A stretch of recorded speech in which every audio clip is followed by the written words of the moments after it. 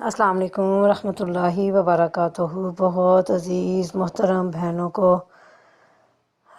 اور بیٹیوں کو اللہ تعالی ہم سب کو بہترین ایمان کی حالت میں دنیا میں بھی اور آخرت میں رکھیں، اور اللہ تعالی ہمارے لیے اپنی فرما برداری کو آسان فرما دیں، اور ہم جو اللہ کا کہنا ماننا چاہتے ہیں اللہ تعالی ان سارے معاملات میں ہمارے گھر والوں کو، ہماری اولادوں کو، ہمارے شوہروں کو ہمارا مددگار اور معاون بنا دیں، اور ہم سب جنت میں اللہ کی بنائی بہترین پیاری جنت میں جمع ہو جائیں، آمین ثم آمین۔ اور ہمارے تمام بیماروں کو اللہ تعالیٰ شفائے کاملہ عاجلہ دے دیں، ہمارے بے روزگاروں کو اللہ تعالیٰ اپنی رحمت خاص سے رزق حلال عطا فرما دیں، اور ہمارے بے اولادوں کو نیک اور صالح اولاد عطا فرما دیں، آمین ثم آمین۔ آج ہمارا انشاءاللہ تعالی العزیز پارہ نمبر 22 شروع ہو رہا ہے، اور یہ ذہن میں رہے ہمارے کہ ابھی ہم نے پارہ نمبر 21 میں ہی سورہ احزاب شروع کی تھی، اور اس کی 30 آیات جو ہیں وہ اس پارہ نمبر 21 میں شامل تھیں، اور اب آج آیت نمبر 31 سے ہم جو ہیں وہ پارہ نمبر 22 شروع کر رہے ہیں۔ آیت نمبر 31 شروع ہو رہی ہے ان الفاظ کے ساتھ: وَمَن يَقْنُتْ مِنْكُنَّ لِلَّهِ وَرَسُولِهِ وَتَعْمَلْ صَالِحًا نُؤْتِهَا أَجْرَهَا مَرَّتَيْنِ وَأَعْتَدْنَا لَهَا رِزْقًا كَرِيمًا۔ صدق اللہ العظیم۔ یہ آیت ہماری شروع ہوگی انشاءاللہ تعالی۔ سبحان اللہ و بحمدہ، سبحان اللہ العظیم، سبحان اللہ و بحمدہ عدد خلقہ و رضا نفسہ و زنۃ عرشہ و مداد کلمات۔ اللہم صلی علی محمد و علی آل محمد کما صلیت علی ابراہیم و علی آل ابراہیم انک حمید مجید۔ اللہم بارک علی محمد و علی آل محمد کما بارکت علی ابراہیم و علی آل ابراہیم انک حمید مجید۔ رب اشرح لی صدری ویسر لی امری واحلل عقدۃ من لسانی یفقہوا قولی۔ رب زدنی علما۔ پارہ نمبر 22 اور آیت نمبر سورہ احزاب کی 31 آغاز کرتے ہیں ترجمے کے ساتھ۔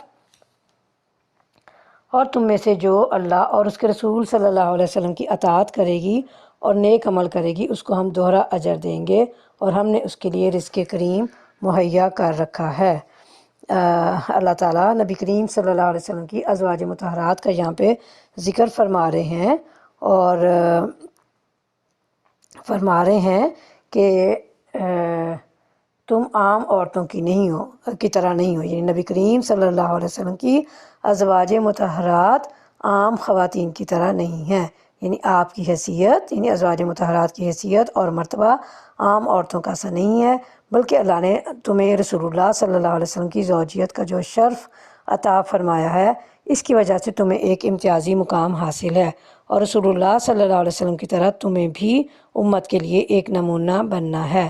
چنانچہ انہیں ان کے مرتبہ مقام سے آگاہ کر کے انہیں کچھ ہدایات دی جا رہی ہیں۔ اس کی مخاطب اگرچہ ازواج مطہرات ہیں جنہیں امہات المومنین قرار دیا گیا ہے، لیکن انداز بیان سے صاف واضح ہے کہ مقصد پوری امت مسلمہ کی عورتوں کو سمجھانا اور متنبہ کرنا ہے، یعنی وارننگ دینا ہے۔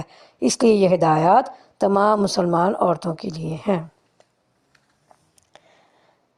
نبی کی بیویوں، تم عام عورتوں کی طرح نہیں ہو۔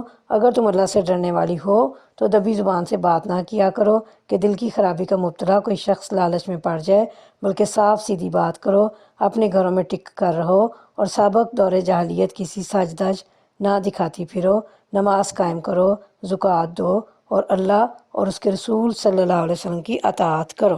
اللہ تعالیٰ نے جس طرح عورت کے وجود کے اندر مرد کے لیے جنسی کشش رکھی ہے، جس کی حفاظت کے لیے بھی خصوصی ہدایات دی گئی ہیں تاکہ عورت مرد کے لیے فتنے کا باعث نہ بنے، اسی طرح اللہ تعالیٰ نے عورتوں کی آواز میں بھی فطری طور پر دلکشی، نرمی اور نزاکت رکھی ہے جو مرد کو اپنی طرف کھینچتی ہے۔ بنابراین اس آواز کے لیے بھی یہ ہدایت دی گئی کہ مردوں سے گفتگو کرتے وقت قصداً ایسا لب و لہجہ اختیار کرو کہ نرمی اور لطافت کی جگہ قدرے سختی اور روکھا پن ہو، تاکہ کوئی بات باطن لہجے کی نرمی سے تمہاری طرف مائل نہ ہو اور اس کے دل میں کوئی برا خیال پیدا نہ ہو۔ یعنی روکھا پن کہہ لیں، صرف لہجے کی حد تک ہی ہو، زبان سے ایسا لفظ نہ نکالنا جو معروف قاعدے اور اخلاق کے منافی ہو۔ ساتھ ہی اگلا حکم جو آیا ازواج مطہرات کے لیے وہ یہ ہے کہ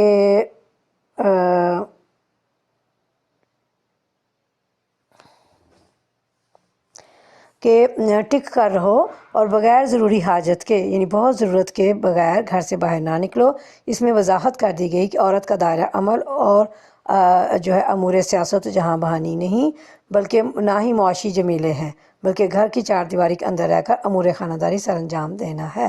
اس میں گھر سے باہر نکلنے کے آداب بتلا دیے گئے کہ اگر باہر جانے کی ضرورت پیش آئے تو بناؤ سنگار کر کے یا ایسے انداز سے جس سے تمہارا بناؤ سنگار ظاہر ہو مت نکلو، جیسے بے پردہ ہو کر جس سے تمہارا سر، چہرہ، بازو، چھاتی وغیرہ لوگوں کو دعوت نظارہ دے، بلکہ بغیر خوشبو لگائے سادہ لباس میں ملبوس اور با پردہ باہر نکلو۔ بے پردگی اور زیب و زینت کے اظہار کو تبرج کہتے ہیں۔ قرآن نے واضح کیا ہے کہ یہ تبرج جاہلیت ہے جو اسلام سے پہلے تھی، اور آئندہ بھی جب کبھی اسے اختیار کیا جائے گا یہ جاہلیت ہی ہوگی، اسلام سے اس کا کوئی تعلق نہیں ہے، چاہے اس کا نام کتنا ہی خوشنما دل فریب رکھ لیا جائے۔ اللہ تو یہ چاہتا ہے کہ تم اہل بیت نبی سے گندگی کو دور کر دے اور تمہیں پوری طرح پاک کر دے۔ یاد رکھو اللہ کی آیات اور حکمت کی ان باتوں کو جو تمہارے گھروں میں سنائی جاتی ہیں، بے شک اللہ لطیف اور باخبر ہے۔ اہل بیت سے کون مراد ہے؟ کچھ علماء کرام نے مفسرین نے ازواج مطہرات کو مراد لیا ہے، جیسا کہ قرآن کریم کے سیاق سے واضح ہے۔ قرآن نے یہاں ازواج مطہرات ہی کو اہل بیت کہا ہے، قرآن کے دوسرے مقامات پر بھی بیوی کو اہل بیت کہا گیا ہے۔ اور بعض روایات کی روح سے اہل بیت میں حضرت علی، حضرت فاطمہ، حضرت حسن حسین رضی اللہ عنہ کو لوگ علماء کرام شامل فرما رہے ہیں۔ اور آگے اللہ ان کو حکم کیا دے رہے ہیں؟ نبی صلی اللہ علیہ وسلم کے گھر والوں کو، یعنی ان پر عمل کرو۔ حکمت سے مراد احادیث ہیں۔ اس آیت سے استدلال کرتے بعض علماء نے کہا ہے کہ حدیث بھی قرآن کی طرح ثواب کی نیت سے پڑھی جا سکتی ہے۔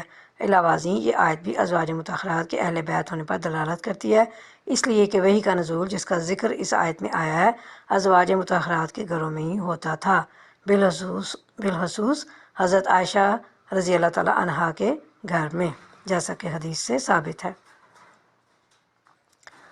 اور آگے اللہ فرماتے ہیں بالیقین جو مرد اور جو عورتیں مسلم ہیں، مومن ہیں، مطیع فرمان ہیں، راست باز ہیں، صابر ہیں، اللہ کے آگے جھکنے والے ہیں، صدقہ دینے والے ہیں، روزہ رکھنے والے ہیں، اپنی شرمگاہوں کی حفاظت کرنے والے ہیں اور اللہ کو کثرت سے یاد کرنے والے ہیں، اللہ نے ان کے لیے مغفرت اور بڑا اجر مہیا کر رکھا ہے۔ حضرت ام سلمہ رضی اللہ تعالیٰ عنہا اور بعض دیگر صحابیات نے کہا کہ کیا بات ہے، اللہ تعالیٰ ہر جگہ مردوں سے ہی خطاب فرماتا ہے، عورتوں سے نہیں، جس پر یہ آیت نازل ہوئی اس میں عورتوں کی دلداری کا اہتمام کر دیا گیا ہے، ورنہ تمام احکام میں مردوں کے ساتھ عورتیں بھی شامل ہیں، سوائے ان مخصوص احکام کے جو صرف عورتوں کے لیے ہیں۔ اور آیات سے واضح ہو رہا ہے کہ عبادت و اطاعت الہی اخروی درجات و فضائل میں مرد اور عورت کے درمیان کوئی تفریق نہیں، دونوں کے لیے یکساں طور پر میدان کھلا ہے اور دونوں زیادہ سے زیادہ نیکیاں اور اجر و ثواب کما سکتے ہیں، جنس کی بنیاد پر اس میں کمی بیشی نہیں کی جائے گی۔ علاوہ ازیں مسلمان اور مومن کا الگ الگ ذکر کرنے سے واضح ہوتا ہے کہ ان دونوں میں فرق ہے۔ ایمان کا درجہ اسلام سے بڑھ کر ہے، جیسا کہ قرآن و حدیث کے دیگر دلائل سے بھی یہ بات ثابت ہے۔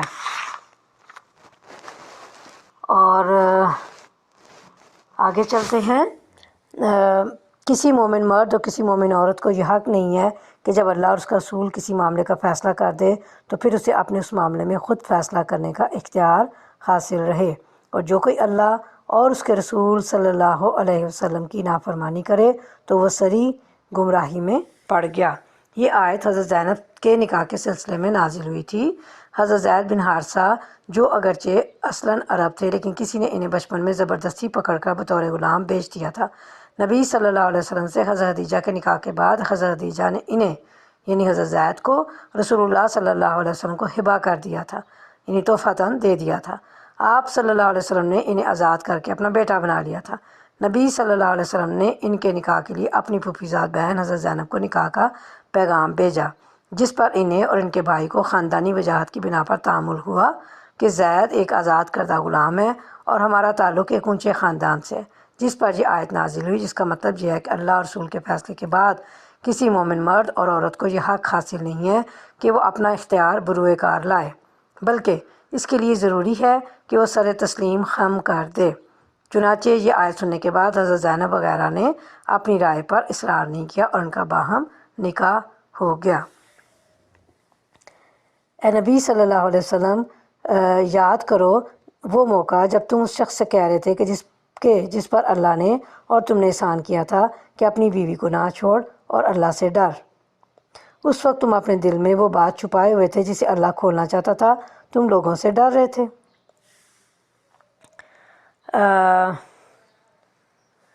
شخص سے مراد حضرت زید بن حارثہ ہیں، جو رسول اللہ صلی اللہ علیہ وسلم کے آزاد کردہ غلام اور آپ کے منہ بولے بیٹے تھے، اور ان کی بیوی سے مراد ہیں حضرت زینب، جو آپ صلی اللہ علیہ وسلم کی پھوپھیزاد بہن تھیں، اور آپ نے ان کا نکاح حضرت زید سے کر دیا تھا، مگر دونوں کا نباہ نہیں ہو رہا تھا اور حضرت زید ان کو طلاق دینے پر آمادہ ہو رہے تھے۔ حضرت زید پر اللہ کا انعام یہ تھا کہ انہیں قبول اسلام کی توفیق ملی اور غلامی سے نجات ملی، اور نبی صلی اللہ علیہ وسلم کا احسان ان پر یہ تھا کہ ان کی دینی تربیت کی، ان کو آزاد کر کے اپنا بیٹا قرار دیا اور اپنی پھوپھی ذات سے یعنی پھوپھی کی بیٹی سے ان کا نکاح کر دیا۔ اور دل میں چھپانے والی بات کیا تھی کہ جو آپ کو حضرت زید سے نکاح کی بابت بذریعہ وحی اطلاع اللہ کی طرف سے ہو گئی تھی، لیکن آپ صلی اللہ علیہ وسلم اس بات سے ڈرتے تھے کہ لوگ کہیں گے کہ اپنی بہو سے نکاح کر لیا، جبکہ اللہ کو آپ کے ذریعے سے اس رسم کا خاتمہ کرنا تھا، تو پھر لوگوں سے ڈرنے کی کیا ضرورت تھی؟ حالانکہ اللہ اس بات کا زیادہ حقدار ہے کہ تم اس سے ڈرو، یعنی اللہ تعالیٰ کی مرضی یہ تھی کہ جب حضرت زید حضرت زینب کو طلاق دے دیں تو رسول اللہ صلی اللہ علیہ وسلم خود ان سے نکاح کر کے عرب کی اس قدیم رسم کو توڑ دیں، جس کی روح سے منہ بولے بیٹے کو حقیقی بیٹا سمجھا جاتا تھا، لیکن نبی کریم صلی اللہ علیہ وسلم اس اندیشے سے کہ اس پر اہل عرب سخت نکتہ چینیاں کریں گے، اس آزمائش میں پڑنے سے بچنا چاہتے تھے، اسی لیے آپ نے کوشش فرمائی کہ زید اپنی بیوی کو طلاق نہ دیں۔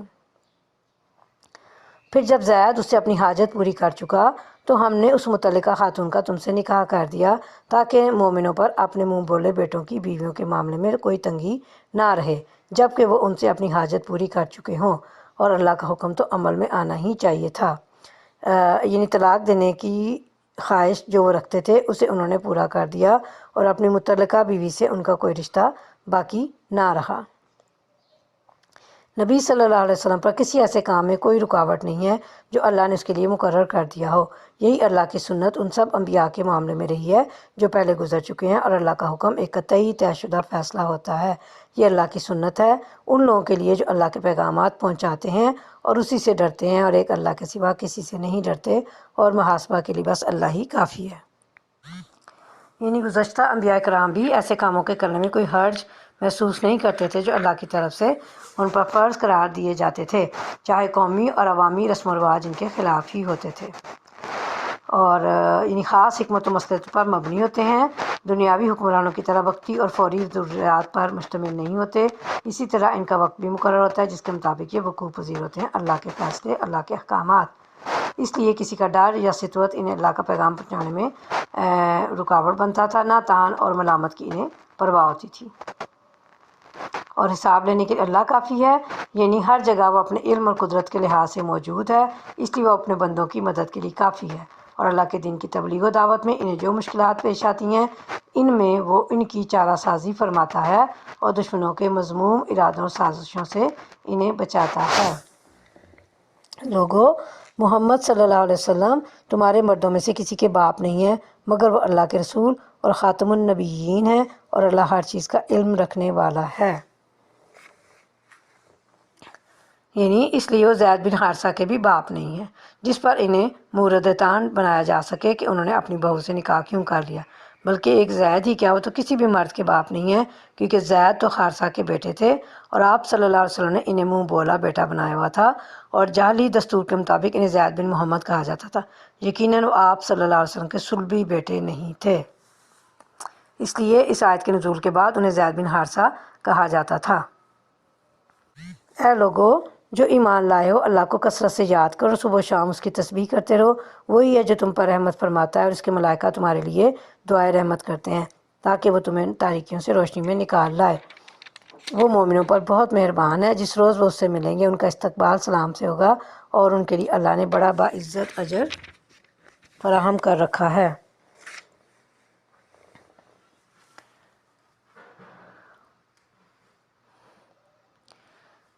یعنی خاتم جو ہے مہر کو کہتے ہیں، اور مہر آخری عمل ہی کو کہا جاتا ہے۔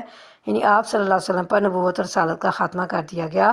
آپ کے بعد بھی جو نبوت کا دعویٰ کرے گا وہ نبی نہیں بلکہ کذاب اور دجال ہوگا۔ اور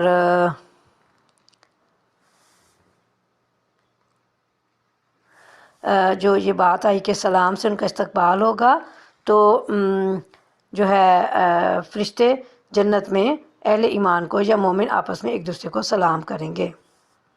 اے نبی صلی اللہ علیہ وسلم، ہم نے تمہیں بھیجا ہے گواہ بنا کر، بشارت دینے والا اور ڈرانے والا بنا کر، اللہ کی اجازت سے، اس کی طرف دعوت دینے والا بنا کر اور روشن چراغ بنا کر۔ بشارت دے دو ان لوگوں کو جو تم پر ایمان لائے ہیں کہ ان کے لیے اللہ کی طرف سے بڑا فضل ہے، اور ہرگز نہ دبو کفار و منافقین سے، کوئی پرواہ نہ کرو ان کی اذیت رسانی کی، اور بھروسہ کر لو اللہ پر۔ اللہ ہی اس کے لیے کافی ہے کہ آدمی اپنے معاملات اس کے سپرد کر دے۔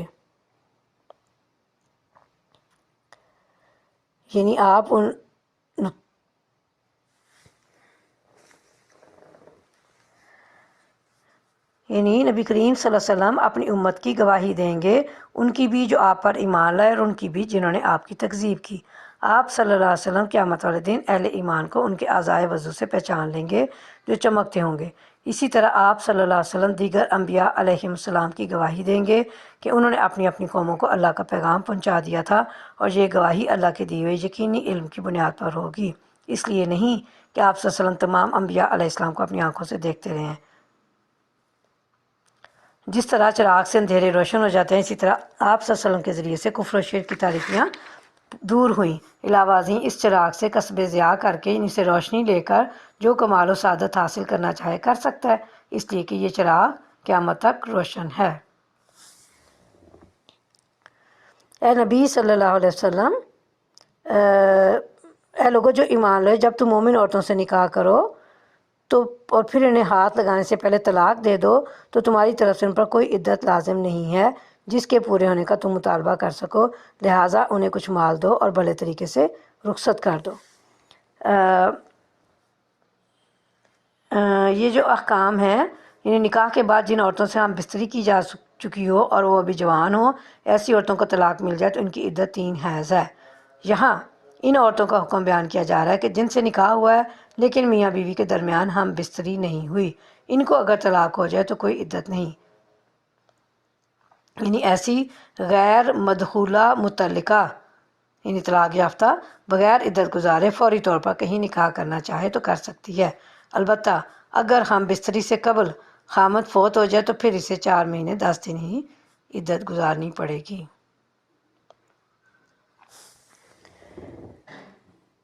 اے نبی صلی اللہ علیہ وسلم، ہم نے تمہارے لیے حلال کر دی تمہاری وہ بیویاں جن کے مہر تم نے ادا کیے ہیں، اور وہ عورتیں جو اللہ کی عطا کردہ لونڈیوں میں سے تمہاری ملکیت میں آئیں۔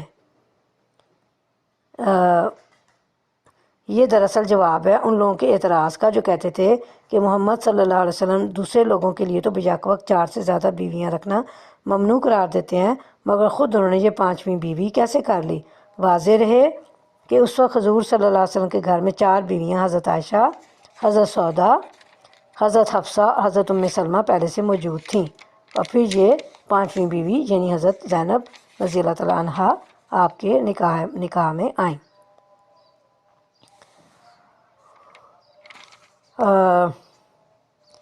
اور تمہاری وہ چچا زاد، پھوپھی زاد، مامو زاد اور خالہ زاد بہنیں جنہوں نے تمہارے ساتھ ہجرت کی ہے، اور وہ مومن عورت جس نے اپنے آپ کو نبی کے لیے ہبہ کیا ہو اگر نبی سے نکاح میں لینا چاہے، یہ رعایت خالصتاً تمہارے لیے ہے، دوسرے مومنوں کے لیے نہیں ہے۔ یعنی ان 5 بیویوں کے علاوہ مزید ان اقسام کی خواتین کو بھی اپنی زوجیت میں لانے کی نبی کریم صلی اللہ علیہ وسلم کو اجازت دی گئی جن کا اس آیت میں ذکر ہے۔ ہم کو معلوم ہے کہ عام مومنوں پر ان کی بیویوں اور لونڈیوں کے بارے میں ہم نے کیا حدود عائد کی ہیں۔ تمہیں ان حدود سے ہم نے اس لیے مستثنیٰ کیا ہے تاکہ تمہارے اوپر کوئی تنگی نہ رہے، اور اللہ غفور الرحیم ہے۔ تم کو اختیار دیا جاتا ہے کہ اپنی بیویوں میں سے جس کو چاہو اپنے سے الگ رکھو، جسے چاہو اپنے ساتھ رکھو، اور جسے چاہو الگ رکھنے کے بعد اپنے پاس بلا لو۔ اس معاملے میں تم پر کوئی مذائقہ نہیں ہے۔ اس طرح زیادہ متوقع ہے کہ ان کی آنکھیں ٹھنڈی رہیں گی اور وہ رنجیدہ نہ ہوں گی، اور جو کچھ بھی تم ان کو دو گے اس پر وہ سب راضی رہیں گی۔ اللہ جانتا ہے جو کچھ تم لوگوں کے دلوں میں ہے، اور اللہ علیم و حلیم ہے۔ اس کے بعد تمہارے لیے دوسری عورتیں حلال نہیں ہیں، اور نہ اس کی اجازت ہے کہ ان کی جگہ اور بیویاں لے آؤ، خواہ ان کا حسن تمہیں کتنا ہی پسند ہو۔ البتہ لونڈیوں کی تمہیں اجازت ہے، اللہ ہر چیز پر نگران ہے۔ اس ارشاد کے دو مطلب ہیں۔ ایک یہ کہ جو عورتیں اوپر آیت نمبر 50 میں نبی کریم صلی اللہ علیہ وسلم کے حلال کی گئی ہیں ان کے سوا دوسری کوئی عورت اب آپ کے لیے حلال نہیں ہے۔ دوسرے یہ کہ جب آپ کی ازواج مطہرات اس بات کے لیے راضی ہو گئی ہیں کہ تنگی و ترشی میں آپ کا ساتھ دیں اور آخرت کے لیے دنیا کو ترک کر دیں، اور اس پر بھی خوش ہیں کہ آپ صلی اللہ علیہ وسلم جو برتاؤ ان کے ساتھ چاہیں کریں، تو اب آپ کے لیے یہ حلال نہیں ہے کہ ان میں سے کسی کو طلاق دے کر اس کی جگہ کوئی اور بیوی لے آئیں۔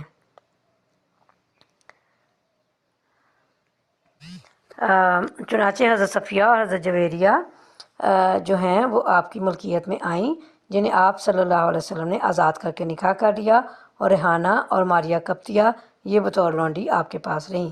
اس کا مطلب ہے کہ جس طرح آپ نے ہجرت کی اسی طرح انہوں نے بھی مکہ سے مدینہ ہجرت کی، کیونکہ آپ کے ساتھ تو کسی عورت نے بھی ہجرت نہیں کی تھی۔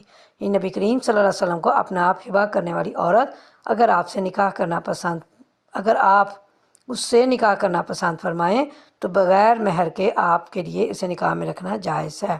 یہ اجازت صرف آپ صلی اللہ علیہ وسلم کے لیے، دیگر مومنوں کے لیے تو ضروری ہے کہ وہ حق مہر ادا کریں تب نکاح جائز ہوگا۔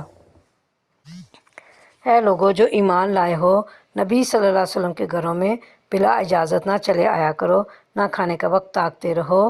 ہاں اگر تمہیں کھانے پر بلایا جائے تو ضرور آؤ، مگر جب کھانا کھا لو تو منتشر ہو جاؤ، باتیں کرنے میں نہ لگے رہو۔ تمہاری یہ حرکتیں نبی کو تکلیف دیتی ہیں، مگر وہ شرم کی وجہ سے کچھ نہیں کہتا، اور اللہ حق بات کہنے میں نہیں شرماتا۔ نبی کی بیویوں سے اگر تمہیں کچھ مانگنا ہو تو پردے کے پیچھے سے مانگا کرو، یہ تمہارے اور ان کے دلوں کی پاکیزگی کے لیے زیادہ مناسب طریقہ ہے۔ تمہارے لیے یہ ہرگز جائز نہیں کہ اللہ کے رسول کو تکلیف دو، اور نہ یہ جائز ہے کہ ان کے بعد ان کی بیویوں سے نکاح کرو۔ یہ اللہ کے نزدیک بہت بڑا گناہ ہے۔ تم خواہ کوئی بات ظاہر کرو یا چھپاؤ، اللہ کو ہر بات کا علم ہے۔ ازواج نبی صلی اللہ علیہ وسلم کے لیے اس میں کوئی مذائقہ نہیں ہے کہ ان کے باپ، ان کے بیٹے، ان کے بھائی، ان کے بھتیجے، ان کے بھانجے، ان کے میل جول کی عورتیں اور ان کے مملوک گھروں میں آئیں۔ اے عورتوں، تمہیں اللہ کی نافرمانی سے پرہیز کرنا چاہیے، اللہ ہر چیز پر نگاہ رکھتا ہے۔ اللہ اور اس کے ملائکہ نبی صلی اللہ علیہ وسلم پر درود بھیجتے ہیں۔ اے لوگو جو ایمان لائے ہو، تم بھی ان پر درود و سلام بھیجو۔ اللہ کی طرف سے اپنے نبی صلی اللہ علیہ وسلم پر صلوات کا مطلب یہ ہے کہ اللہ آپ پر بے حد مہربان ہے، آپ کی تعریف فرماتا ہے، آپ کے کام میں برکت دیتا ہے، آپ کا نام بلند کرتا ہے اور آپ پر اپنی رحمتوں کی بارش فرماتا ہے۔ ملائکہ کی طرف سے آپ پر صلوات کا مطلب یہ ہے کہ آپ سے غایت درجے کی محبت رکھتے ہیں اور آپ کے حق میں اللہ سے دعا کرتے ہیں کہ وہ آپ کو زیادہ سے زیادہ بلند مرتبے عطا فرمائے۔ اہل ایمان کی طرف سے آپ پر صلوات کا مطلب یہ ہے کہ وہ بھی آپ کے حق میں اللہ سے دعا کریں کہ وہ آپ پر اپنی رحمتیں نازل فرمائے۔ جو لوگ اللہ اور اس کے رسول صلی اللہ علیہ وسلم کو اذیت دیتے ہیں ان پر دنیا اور آخرت میں اللہ نے لعنت فرمائی ہے اور ان کے لیے رسوا کن عذاب مہیا کر دیا ہے، اور جو لوگ مومن مردوں اور عورتوں کو بے قصور اذیت دیتے ہیں انہوں نے ایک بڑے بہتان اور سری گناہ کا وبال اپنے سر لے لیا ہے۔ اللہ کو ایذا دینے کا مطلب ان افعال کا ارتکاب ہے جسے وہ ناپسند فرماتا ہے، ورنہ اللہ کو ایذا پہنچانے پر کون قادر ہے؟ جیسے مشرکین یہود اور نصارہ وغیرہ اللہ کے لیے اولاد ثابت کرتے ہیں، یا جس طرح حدیث قدسی میں ہے کہ اللہ تعالیٰ فرماتا ہے ابن آدم مجھے ایذا دیتا ہے، زمانے کو گالی دیتا ہے، حالانکہ میں ہی زمانہ ہوں اور اس کے رات اور دن کی گردش میرے ہی حکم سے ہوتی ہے۔ صحیح بخاری کی یہ حدیث مبارکہ ہے۔ اور نبی کریم صلی اللہ علیہ وسلم کو ایذا پہنچانا، آپ کی تکذیب، آپ کو شاعر، کذاب، ساحر وغیرہ کہنا ہے، اور اس کے علاوہ آپ سنوں کو ایذا پہنچانے میں ان کا مرتبے جو مقام و مرتبہ اللہ نے مقرر فرمایا اس سے کم درجہ دینا، اور یہ سب کچھ ہے۔ اور لعنت کا مطلب اللہ کی رحمت سے دوری اور محرومی ہے۔ اے نبی صلی اللہ علیہ وسلم، اپنی بیویوں اور بیٹیوں اور اہل ایمان کی عورتوں سے کہہ دو کہ اپنے اوپر اپنی چادروں کے پلو لٹکا لیا کریں، یہ زیادہ مناسب طریقہ ہے تاکہ وہ پہچان لی جائیں اور نہ ستائی جائیں۔ اللہ غفور الرحیم ہے۔ یعنی اپنی چادریں اوپر اوڑھ کر اوپر سے گھونگھٹ ڈال لیا کریں، بالفاظ دیگر منہ کھولے نہ پھریں۔ پہچان لی جائیں سے مراد یہ ہے کہ ان کو اس سادہ اور حیادار لباس میں دیکھ کر ہر دیکھنے والا جان لے کہ وہ شریف و باعصمت عورتیں ہیں، آوارہ اور کھلاڑی نہیں ہیں کہ کوئی بد کردار انسان ان سے اپنے دل کی تمنا پوری کرنے کی امید کر سکے۔ اور نہ ستائی جائیں سے مراد یہ ہے کہ ان کو نہ چھڑا جائے، ان سے تعرض نہ کیا جائے۔ اگر منافقین اور وہ لوگ جن کے دلوں میں خرابی ہے اور وہ جو مدینہ میں ہیجان انگیز افواہیں پھیلانے والے ہیں اپنی حرکتوں سے باز نہ آئے تو ہم ان کے خلاف کارروائی کرنے کے لیے تمہیں اٹھا کھڑا کریں گے، پھر وہ اس شہر میں مشکل ہی سے تمہارے ساتھ رہ سکیں گے۔ ان پر ہر طرف سے لعنت کی بوچھاڑ ہوگی، جہاں کہیں پائے جائیں گے پکڑے جائیں گے اور بری طرح مارے جائیں گے۔ یہ اللہ کی سنت ہے جو ایسے لوگوں کے معاملے میں پہلے سے چلی آ رہی ہے، اور تم اللہ کی سنت میں کوئی تبدیلی نہ پاؤ گے۔ مسلمانوں کے حوصلے پست کرنے کے لیے منافقین افواہیں اڑاتے رہتے تھے کہ مسلمان فلاں علاقے میں مغلوب ہو گئے، یا دشمن کا لشکر جرار یعنی بہت بڑا لشکر حملہ آور ہونے کے لیے آ رہا ہے، وغیرہ وغیرہ۔ اور یہ جو آگے اللہ نے فرمایا، یہ حکم نہیں ہے کہ ان کو پکڑ کر مار ڈالا جائے، بلکہ بد دعا ہے کہ اگر وہ اپنے نفاق اور ان حرکتوں سے باز نہ آئے تو ان کا نہایت عبرتناک حشر ہوگا۔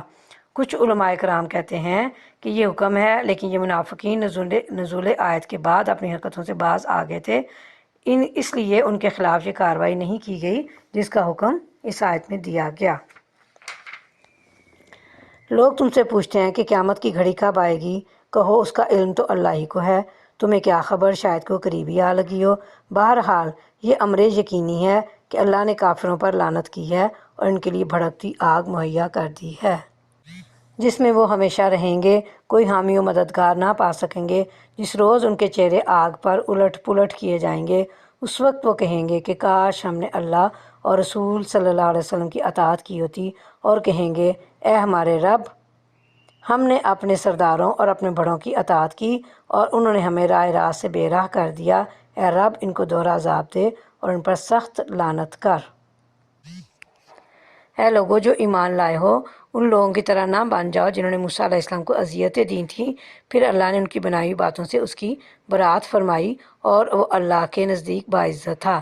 اے ایمان لانے والو، اللہ سے ڈرو اور ٹھیک بات کیا کرو، اللہ تمہارے اعمال درست کر دے گا اور تمہارے قصوروں سے درگزر فرمائے گا۔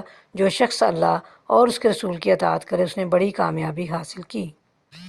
حضرت موسیٰ علیہ السلام کے حوالے سے اہل ایمان کو سمجھایا جا رہا ہے کہ تم ہمارے پیغمبر آخر الزماں حضرت محمد صلی اللہ علیہ وسلم کو بنی اسرائیل کی طرح ایذا مت پہنچاؤ، اور آپ صلی اللہ علیہ وسلم کی بابت ایسے بات مت کرو جسے سن کر آپ قلق اور اضطراب محسوس کریں۔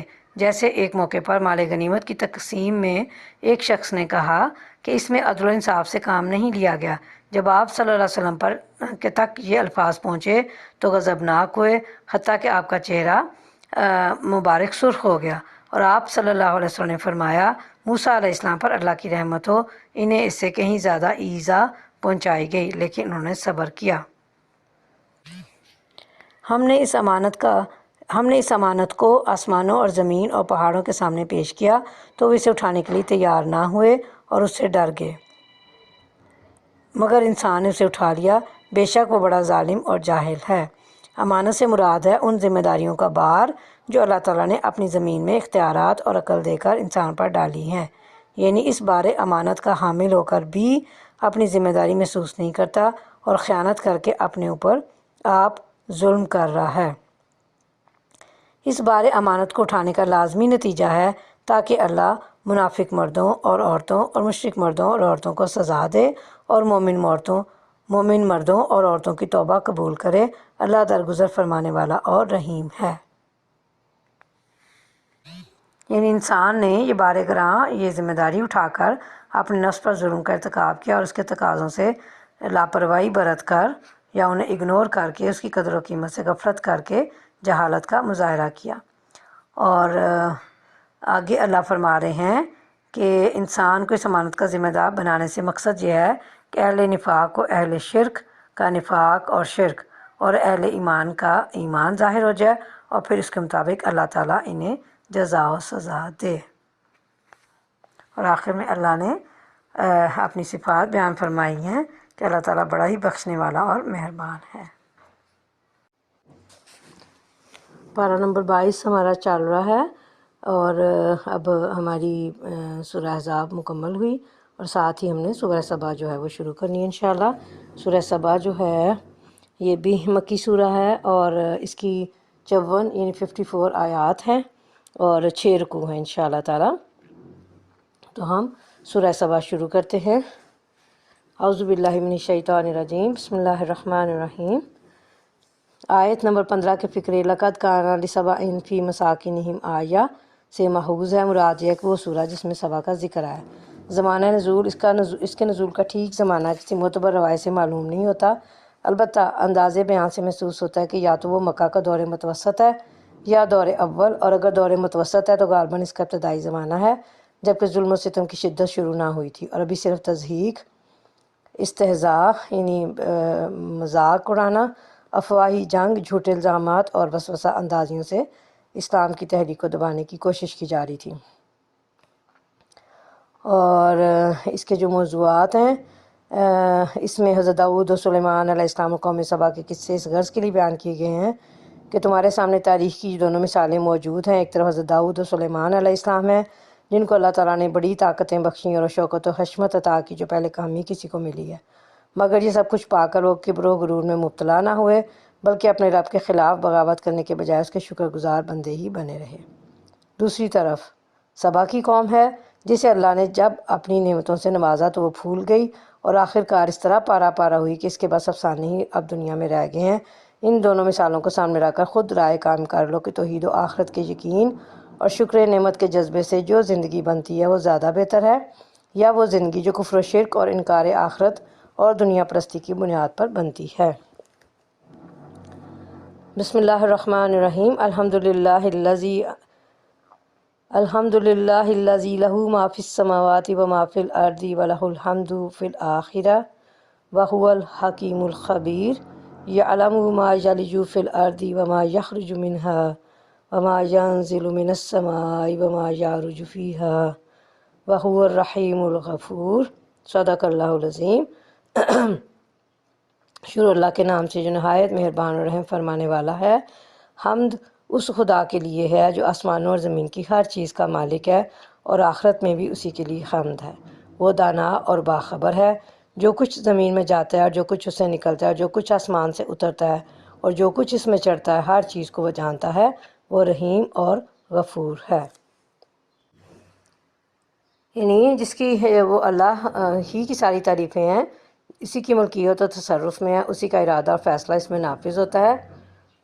آسمانوں اور زمین میں جو کچھ ہے ان سب پر انسان کو جو نعمت بھی ملتی ہے وہ اسی کی پیدا کرتا ہے اور اسی کا احسان ہے۔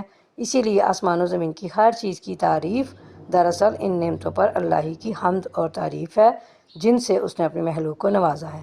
یہ تعریف قیامت والے دن اہل ایمان کریں گے، یعنی آخرت میں بھی تعریف اسی کے لیے ہے، اور تاہم دنیا میں اللہ کی حمد و تعریف عبادت ہے جس کا مکلف انسان کو بنایا گیا ہے، اور آخرت میں یہ اہل ایمان کی روحانی خوراک ہوگی جس سے انہیں لذت و فرحت محسوس ہوا کرے گی۔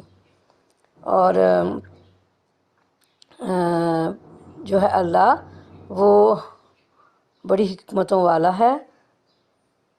اچھا جی، زمین میں جو جائے اس سے مراد یہ ہے کہ بارش، خزانہ اور دفینہ وغیرہ، اور جو چڑھ کر اس میں جائے یعنی بارش، اولے، گرج، بجلی اور برکات الہی وغیرہ، نیز فرشتوں اور آسمانی کتابوں کا نزول۔ آگے اللہ فرماتے ہیں، منکرین کہتے ہیں کیا بات ہے کہ قیامت ہم پر نہیں آ رہی ہے؟ کہو قسم ہے میرے عالم الغیب پروردگار کی، وہ تم پر آ کر رہے گی۔ اس سے ذرہ برابر کوئی چیز نہ آسمانوں میں چھپی ہوئی ہے نہ زمین میں، نہ ذرے سے بڑی اور نہ اس سے چھوٹی، سب کچھ ایک نمایاں دفتر میں درج ہے۔ اور یہ قیامت اس لیے آئے گی کہ جزا دے اللہ ان لوگوں کو جو ایمان لائے ہیں اور نیک عمل کرتے رہے ہیں۔ ان کے لیے مغفرت ہے اور رزق کریم، اور جن لوگوں نے ہماری آیات کو نیچا دکھانے کے لیے زور لگایا ہے ان کے لیے بدترین قسم کا دردناک عذاب ہے۔ اے نبی صلی اللہ علیہ وسلم، علم رکھنے والے خوب جانتے ہیں کہ جو کچھ تمہارے رب کی طرف سے تم پر نازل کیا گیا ہے وہ سراسر حق ہے اور خدائے عزیز و حمید کا راستہ دکھاتا ہے۔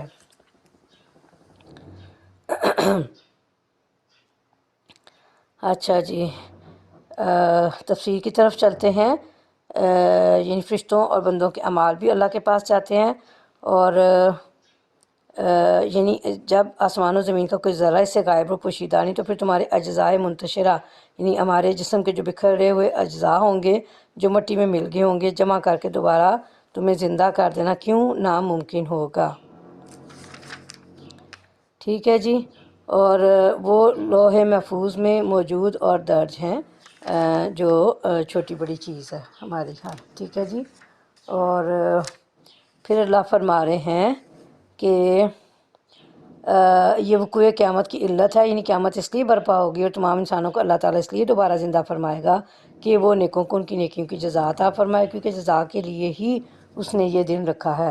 اگر یہ یوم جزا نہ ہو تو پھر اس کا مطلب یہ ہوگا کہ نیک و بد دونوں یکساں ہیں، اور یہ بات عدل و انصاف کے قطعاً منافی اور بندوں بالخصوص نیکوں پر ظلم ہوگا۔ اور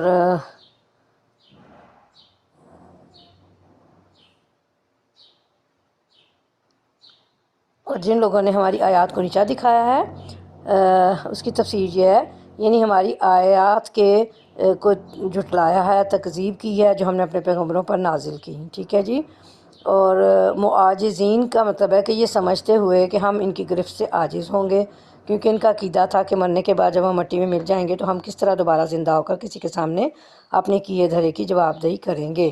ان کا یہ سمجھنا گویا اس بات کا اعلان تھا کہ اللہ تعالیٰ ہمیں پکڑنے پر قادر ہی نہ ہوگا، اس لیے قیامت کا خوف ہمیں کیوں ہو۔ اور اب اللہ کی طرف سے جو کچھ نازل ہوا ہے اسے جو ہے وہ سراسر حق ہے۔ ٹھیک ہے جی، تو یہ یعنی وہ یہ بھی جانتے ہیں کہ یہ قرآن کریم اس راستے کی طرف رہنمائی کرتا ہے جو اس اللہ کا راستہ ہے جو کائنات میں سب پر غالب ہے اور اپنی مخلوق میں محمود یعنی قابل تعریف ہے۔ اور وہ راستہ کیا ہے؟ توحید کا راستہ، جس کی طرف تمام انبیاء علیہم السلام اپنی اپنی قوموں کو دعوت دیتے رہے ہیں، اور جو سمجھ گئے اس بات کو انبیاء کرام علیہم السلام کی دعوت کو، تو وہ کون ہے؟ وہ علم رکھنے والے ہیں۔ ٹھیک ہے جی، اور منکرین لوگوں سے کہتے ہیں ہم بتائیں تمہیں ایسا شخص جو خبر دیتا ہے کہ جب تمہارے جسم کا ذرہ ذرہ منتشر ہو چکا ہوگا اس وقت تم نئے سرے سے پیدا کر دیے جاؤ گے۔ نامعلوم یہ شخص اللہ کے نام سے جھوٹ کرتا ہے یا اسے جنون لاحق ہے۔ یہ اہل ایمان کے مقابلے میں منکرین آخرت کا قول ہے جو آپس میں انہوں نے ایک دوسرے سے کہا، اور اس سے مراد حضرت محمد مصطفیٰ صلی اللہ علیہ وسلم ہے جو ان کی طرف اللہ کے نبی بن کر آئے تھے۔ یعنی وہ عجیب و غریب خبر اور ناقابل فہم خبر، یعنی اس بات کی سمجھ ہی نہیں آتی، وہ ہمیں بتاتے ہیں۔ یعنی مرنے کے بعد جب تم مٹی میں مل کر ریزہ ریزہ ہو جائے گا، تمہارا ظاہری وجود ناپید ہو جائے گا، تمہیں قبروں سے دوبارہ زندہ کیا جائے گا اور دوبارہ وہی شکل و صورت تمہیں عطا کر دی جائے گی جس میں تم پہلے تھے۔ یہ گفتگو انہوں نے آپس میں مذاق کے طور پر کی، نہیں بلکہ جو لوگ آخرت کو نہیں مانتے وہ عذاب میں مبتلا ہونے والے ہیں اور وہی بری طرح بہکے ہوئے ہیں۔ کیا انہوں نے کبھی اس آسمان اور زمین کو نہیں دیکھا جو انہیں آگے اور پیچھے سے گھیرے ہوئے ہے؟ ہم چاہیں تو انہیں زمین میں دھنسا دیں یا آسمان کے کچھ ٹکڑے ان پر گرا دیں۔ در حقیقت اس میں ایک نشانی ہے ہر اس بندے کے لیے جو اللہ کی طرف رجوع کرنے والا ہو۔ یعنی دو باتوں میں سے ایک بات تو ضرور ہے کہ یہ جھوٹ بول رہا ہے، اللہ کی طرف سے وحی اور رسالت کا دعویٰ یہ اس کا اللہ پر افطرا ہے، یا پھر اس کا دماغ چل گیا، دیوانگی میں ایسی باتیں کرے جو غیر معقول ہیں۔ اللہ تعالیٰ نے فرمایا بات اس طرح نہیں ہے جس طرح یہ گمان کر رہے ہیں، بلکہ واقعہ یہ ہے عقل و فہم اور ادراک حقائق یعنی سچی باتوں کا، حقیقی باتوں کا، حقیقت کا فہم، اس کی پہچان سے یہی لوگ قاصر ہیں، جس کی وجہ سے یہ آخرت پر ایمان لانے کے بجائے اس کا انکار کر رہے ہیں، جس کا نتیجہ آخرت کا دائمی عذاب ہے، اور یہ آج ایسی گمراہی میں مبتلا ہیں جو حق سے غایت درجہ دور ہے۔ اور یہ کہ اللہ آگے فرما رہے ہیں کہ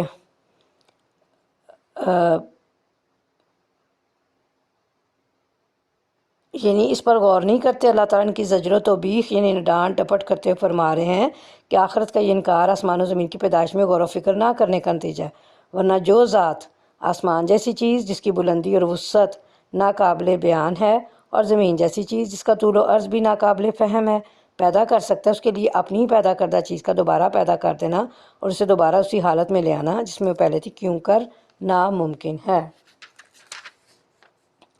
اور آسمان کے ٹکڑے کر کے گرا دیں، یعنی یہ آیت دو باتوں پر مشتمل ہے، ایک اللہ کے کمال قدرت کا بیان جس کا بھی ذکر ہوا، دوسری کفار کے لیے تنبیہ کہ جو اللہ آسمان و زمین کی تخلیق پر اس طرح قادر ہے کہ ان پر ان کے مابین ہر چیز پر اس کا تصرف اور غلبہ ہے، وہ جب چاہے ان پر اپنا عذاب بھیج کر ان کو تباہ کر سکتا ہے، زمین میں دھنسا کر جس طرح قارون کو دھنسایا، یا آسمان کے ٹکڑے گرا کر جس طرح اصحاب الایکہ کو ہلاک کیا گیا۔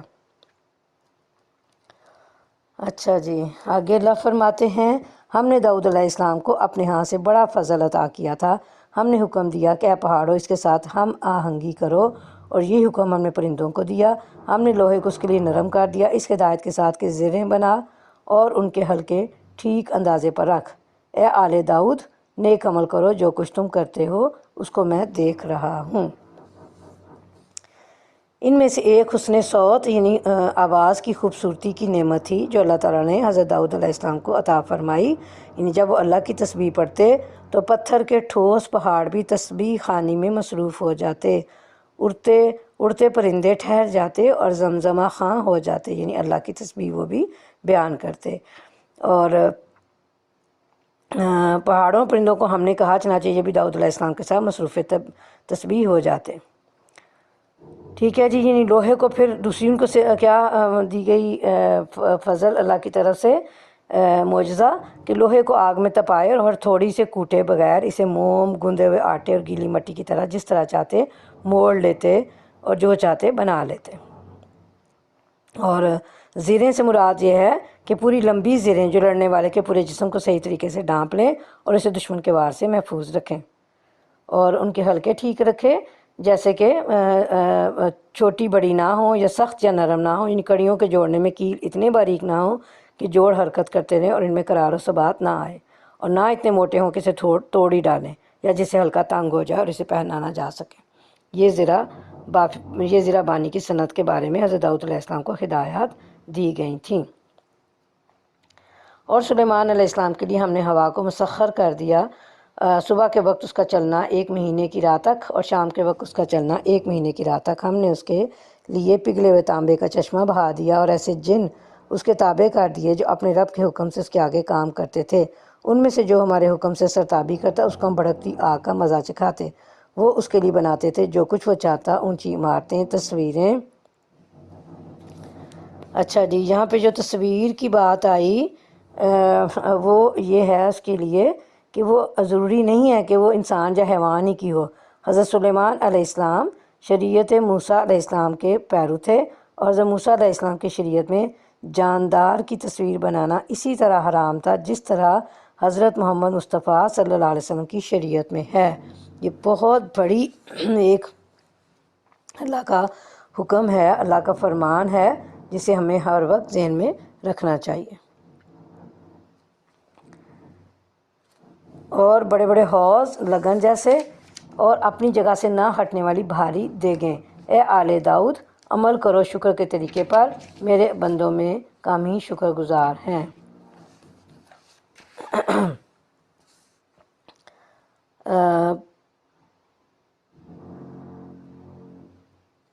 یہ جو یہاں پہ ذکر آیا نا کہ بلند محلات، عالی شان عمارتیں یا مساجد وغیرہ، تو یہ معنی صورت میں صحیح ہے جب تسلیم کیا جائے کہ حضرت داؤد علیہ السلام کی شریعت میں بھی تصویر سازی کی اجازت نہ تھی۔ اور حضرت سلیمان علیہ السلام کے زمانے میں جنات کے بارے میں مشہور ہو گیا تھا کہ یہ غیب کی باتیں جانتے ہیں۔ اللہ تعالیٰ نے حضرت سلیمان علیہ السلام کی موت کے ذریعے سے اس عقیدے کے فساد کو بھی واضح کر دیا، یعنی پھر جب ہم نے ان پر موت کا حکم بھیجا، پھر جب سلیمان علیہ السلام پر ہم نے موت کا فیصلہ نافذ کیا تو جنوں کو اس کی موت کا پتہ دینے والی کوئی چیز اس گھن کے سوا نہ تھی جو اس کے عصا کو کھا رہا تھا، اس طرح جب سلیمان علیہ السلام گر پڑا تو جنوں پر یہ بات کھل گئی کہ وہ غیب کے جاننے والے ہوتے تو اس ذلت کے عذاب میں مبتلا نہ رہتے، یعنی انہیں پتہ چل جاتا ان کے انتقال کا، لیکن انہیں پتہ نہیں چلا۔ سبا کے لیے ان کے اپنے مسکن ہی میں ایک نشانی موجود تھی، 2 باغ دائیں اور بائیں۔ سبا وہی قوم تھی جس کی ملکہ سبا مشہور ہے، جو حضرت سلیمان علیہ السلام کے زمانے میں مسلمان ہو گئی تھی۔ قوم ہی کے نام پر ملک کا نام بھی سبا تھا۔ آج کل یمن کے نام سے یہ علاقہ معروف ہے۔ یہ بڑا خوشحال ملک تھا۔ یہ ملک بری و بحری تجارت میں بھی ممتاز تھا اور زراعت و باغبانی میں بھی نمایاں، اور یہ دونوں ہی چیزیں کسی ملک اور قوم کی خوشحالی کا باعث ہوتی ہیں۔ اسی مال و دولت کی فراوانی کو یہاں قدرت الہی کی نشانی سے تعبیر کیا گیا ہے۔ کہتے ہیں کہ شہر کے دونوں طرف پہاڑ تھے جن سے چشموں اور نالوں کا پانی بہہ بہہ کر شہر میں آتا تھا۔ ان کے حکمرانوں نے پہاڑوں کے درمیان پشتے تعمیر کرا دیے، ان کے ساتھ باغات لگا دیے، جس سے پانی کا رخ بھی متعین ہو گیا اور باغوں کو بھی سیرابی کا قدرتی ذریعہ میسر آ گیا۔ انہی باغات کو دائیں بائیں 2 باغوں سے تعبیر کیا گیا ہے۔ یعنی اس کا مطلب صرف یہ نہیں کہ 2 ہی باغ تھے، بلکہ یہ مراد ہے کہ جدھر بھی نظر اٹھا کر دیکھیں باغات، ہریالی اور شادابی ہی نظر آتی تھی۔ اچھا جی،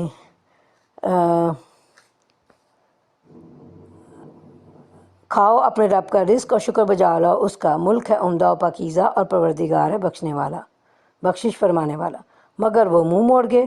آخر کار ہم نے ان پر بند توڑ سیلاب بھیج دیا اور ان کے پچھلے 2 باغوں کی جگہ 2 اور باغ انہیں دیے، جن میں کڑوے کسیلے پھل اور جھاؤ کے درخت تھے، کچھ تھوڑی سی بیریاں۔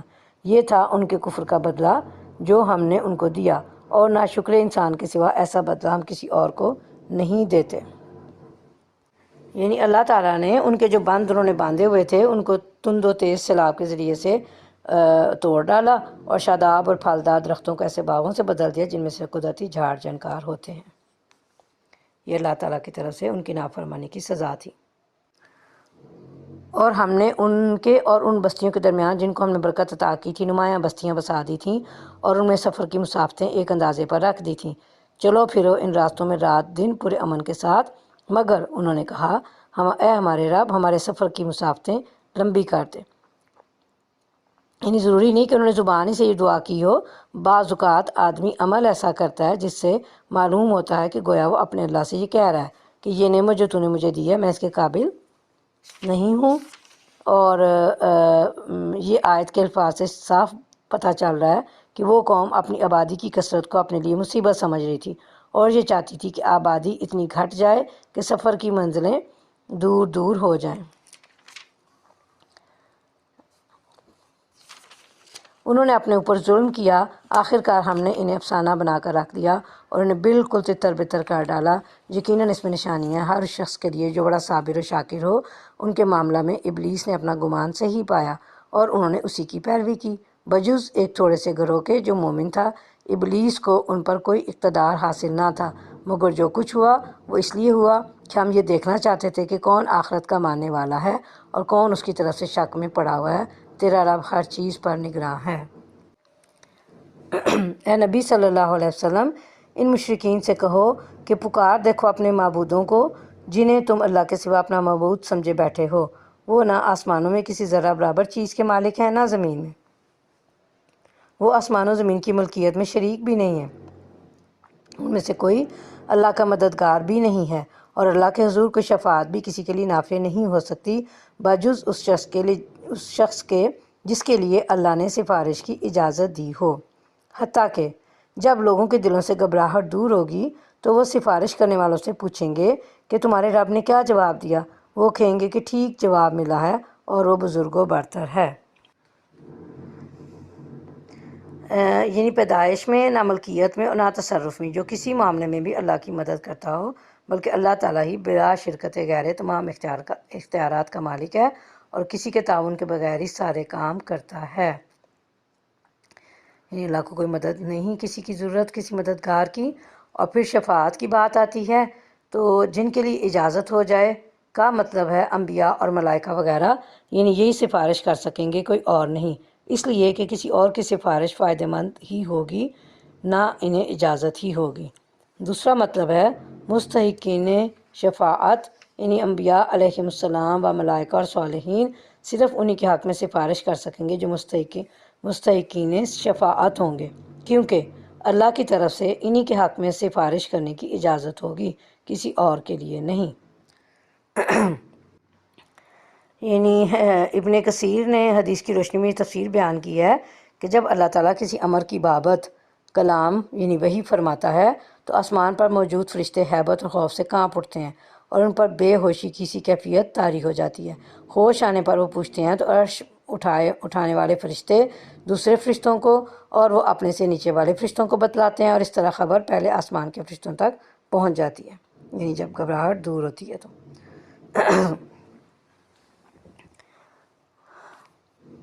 اچھا جی، اے نبی صلی اللہ علیہ وسلم ان سے پوچھو کون تم کو آسمانوں اور زمین سے رزق دیتا ہے؟ کہو اللہ۔ اب لا محالہ ہم میں اور تم میں سے کوئی ایک ہی ہدایت پر ہے یا کھلی گمراہی میں پڑا ہوا ہے۔ ان سے کہو جو قصور ہم نے کیا ہو اس کی کوئی باز پرس تم سے نہ ہوگی، اور جو کچھ تم کر رہے ہو اس کی کوئی جواب طلبی ہم سے نہیں کی جائے گی۔ کہو ہمارا رب ہم کو جمع کرے گا، پھر ہمارے درمیان ٹھیک ٹھیک فیصلہ کر دے گا۔ وہ ایسا زبردست حاکم ہے جو سب کچھ جانتا ہے۔ ان سے کہو ذرا مجھے دکھاؤ تو صحیح وہ کون ہستی ہیں جنہیں تم نے اس کے ساتھ شریک لگا رکھا ہے؟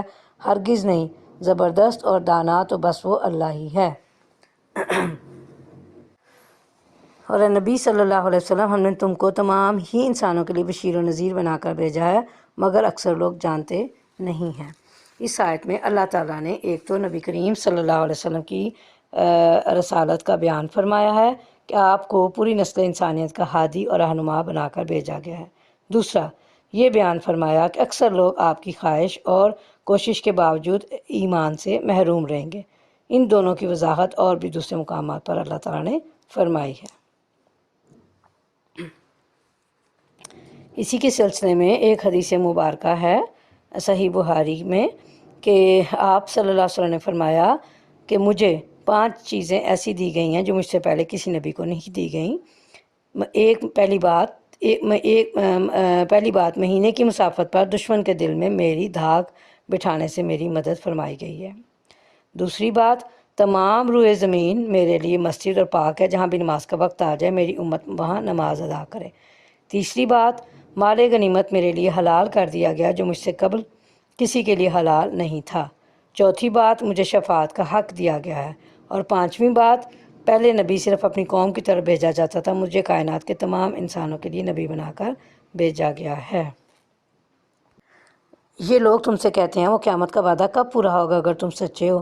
کہو تمہارے لیے ایک ایسے دن کی میعاد مقرر ہے جس کے آنے میں نہ ایک گھڑی بھر کی تاخیر تم کر سکتے ہو اور نہ ایک گھڑی پہلے اسے لا سکتے، یعنی مذاق کے طور پر وہ آپ سے پوچھتے تھے کہ کب آنی ہے قیامت۔ تو آپ صلی اللہ علیہ وسلم نے جواب دیا کہ اللہ نے قیامت کا ایک دن مقرر کر رکھا ہے جس کا علم صرف اسی کو ہے، تاہم جب وہ وقت واپس لوٹنے کا ہمارے آ جائے گا تو ایک ساتھ بھی آگے پیچھے نہیں ہوگا۔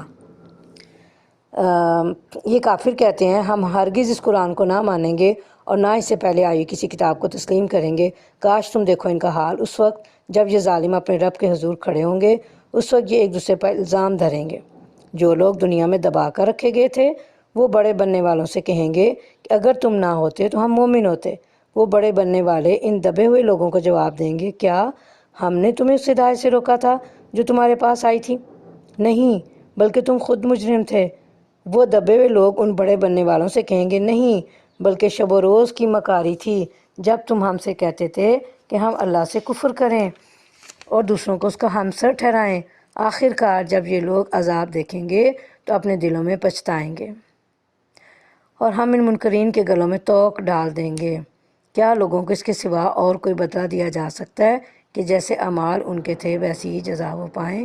اللہم لا تجعلنا منہم، اے ہمارے رب کریم ہمیں ان لوگوں میں ہرگز شامل نہ فرمائیے گا، آمین۔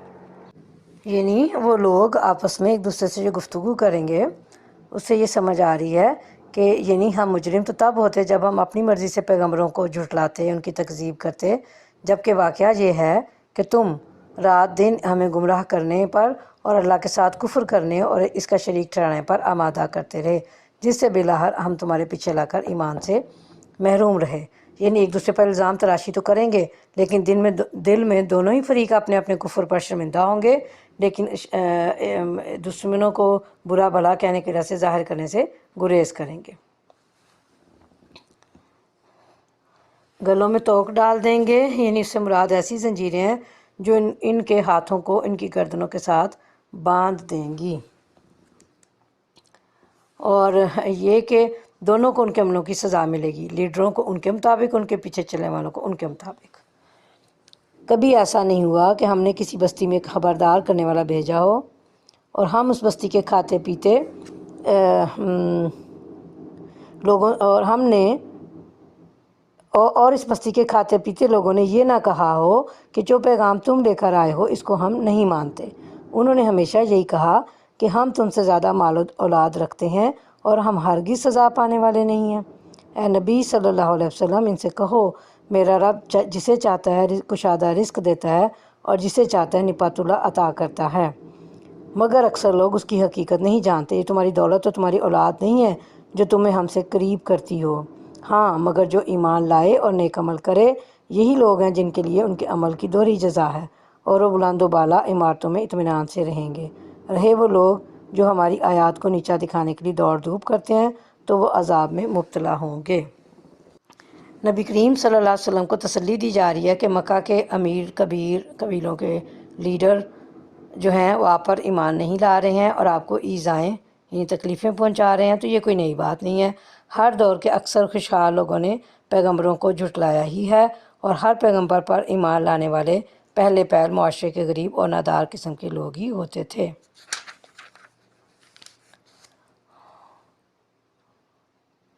اور یعنی جب اللہ نے ہمیں دنیا میں مال و اولاد کی کثرت سے نوازا ہے تو قیامت بھی اگر برپا ہوئی تو ہمیں عذاب نہیں ہوگا۔ گویا انہوں نے دار آخرت کو بھی دنیا پر قیاس کیا کہ جس طرح دنیا میں کافر و مومن سب کو اللہ کی نعمتیں مل رہی ہیں، آخرت میں بھی اسی طرح ہوگا۔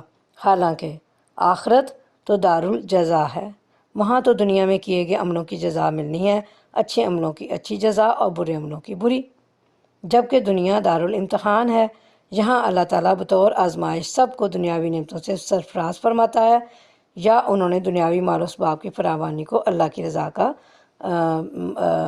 مظہر سمجھا، حالانکہ ایسا بھی نہیں ہے۔ اگر ایسا ہوتا تو اللہ تعالیٰ اپنے فرما بردار بندوں کو سب سے زیادہ مال اور اولاد سے نوازتا۔ اور اللہ نے کفار کی اس غلط فہمی کا ازالہ کیا ہے کہ رزق کی کشادگی اور تنگی اللہ کی رضا یا عدم رضا کی مظہر نہیں ہے، بلکہ اس کا تعلق اللہ کی حکمت اور مشیت سے ہے۔ اس لیے وہ مال اس کو بھی دیتا ہے جس کو پسند کرتا ہے، اور اس کو بھی جس کو ناپسند کرتا ہے، اور جس کو چاہتا ہے غنی کرتا ہے، جس کو چاہتا ہے فقیر رکھتا ہے۔ اے نبی صلی اللہ علیہ وسلم، میرا رب اپنے بندوں میں سے جسے چاہتا ہے کھلا رزق دیتا ہے اور جسے چاہتا ہے نپات اللہ دیتا ہے۔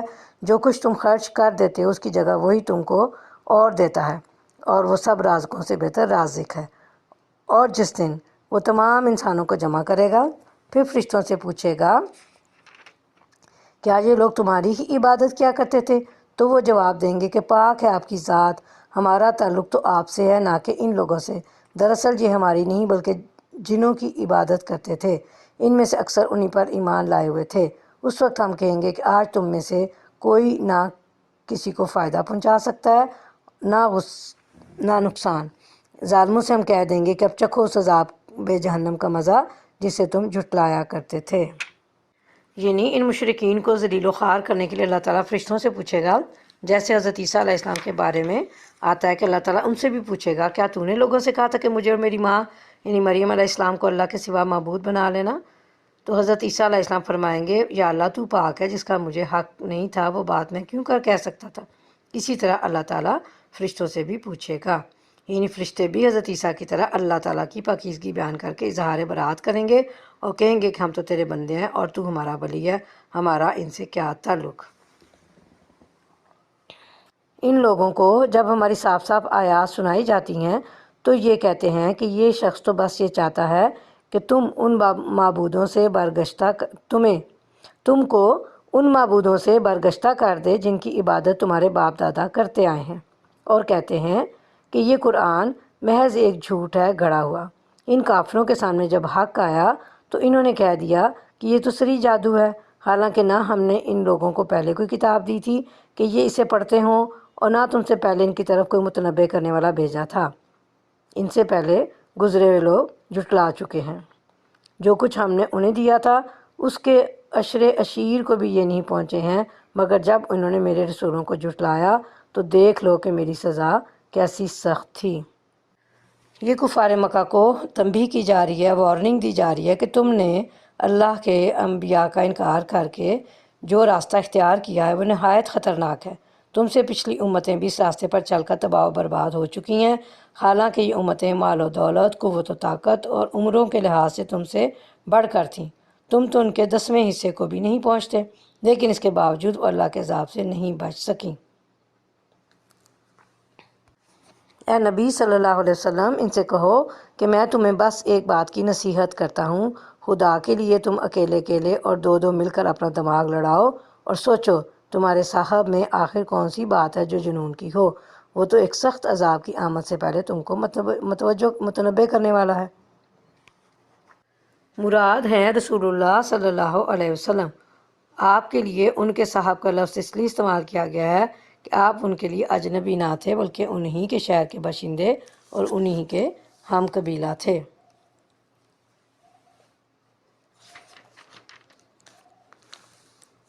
ان سے کہو اگر میں نے تم سے کوئی اجر مانگا ہے تو وہ تم ہی کو مبارک رہے، میرا اجر تو اللہ کے ذمے ہے اور وہ ہر چیز پر گواہ ہے۔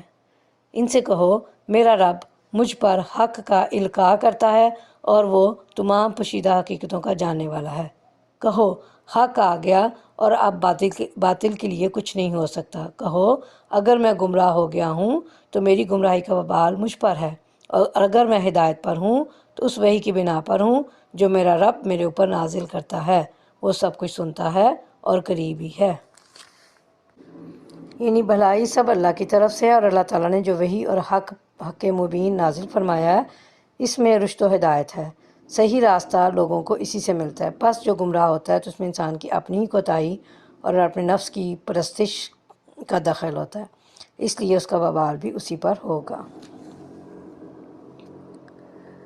کاش تم دیکھو انہیں اس وقت جب یہ لوگ گھبرائے پھر رہے ہوں گے اور کہیں بچ کر نہ جا سکیں گے، بلکہ قریب ہی سے پکڑ لیے جائیں گے۔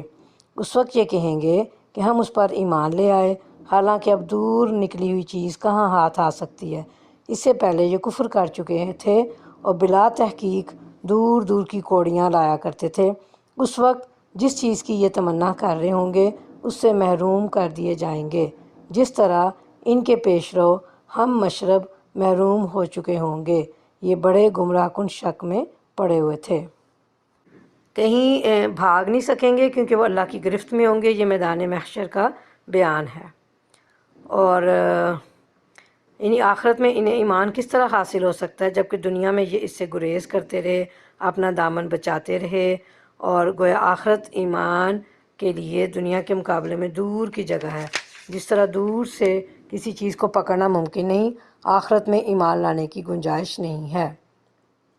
اور وہ اپنے گمان سے کہتے رہے کہ قیامت و حساب کتاب نہیں، یا قرآن کے بارے میں کہتے رہے کہ یہ جادو ہے، گڑا ہوا ہے، جھوٹ ہے، اور پچھلے لوگوں گزرے ہوئے لوگوں کی کہانیاں ہیں، یا محمد صلی اللہ علیہ وسلم کے بارے میں کہتے رہے کہ یہ جادوگر ہے، کاہن ہے، شاعر ہے، یہ مجنون ہے، جبکہ ان کے پاس کسی بھی بات کی کوئی دلیل نہیں تھی۔ اور آخرت میں وہ چاہیں گے کہ ان کا ایمان قبول کر لیا جائے، عذاب سے ان کی نجات ہو جائے، لیکن ان کے درمیان اور ان کی خواہش کے درمیان پردہ حائل کر دیا جائے گا، یعنی اس خواہش کو رد کر دیا جائے گا۔ اور پھر یہ بات کہ عذاب دیکھ لینے کے بعد، یعنی عذاب کا معائنہ کر لینے کے بعد ان کا ایمان بھی کس طرح قبول ہو سکتا ہے۔ حضرت قتادہ فرماتے ہیں ریب و شک سے بچو، جو شک کی حالت میں فوت ہوگا اسی حالت میں اٹھے گا، اور جو یقین پر مرے گا قیامت والے دن یقین پر ہی اٹھے گا۔ ہماری یہ سورہ سبا مکمل ہوئی، تو اب انشاءاللہ ہم آگے سورہ فاتر شروع کرتے ہیں۔ اور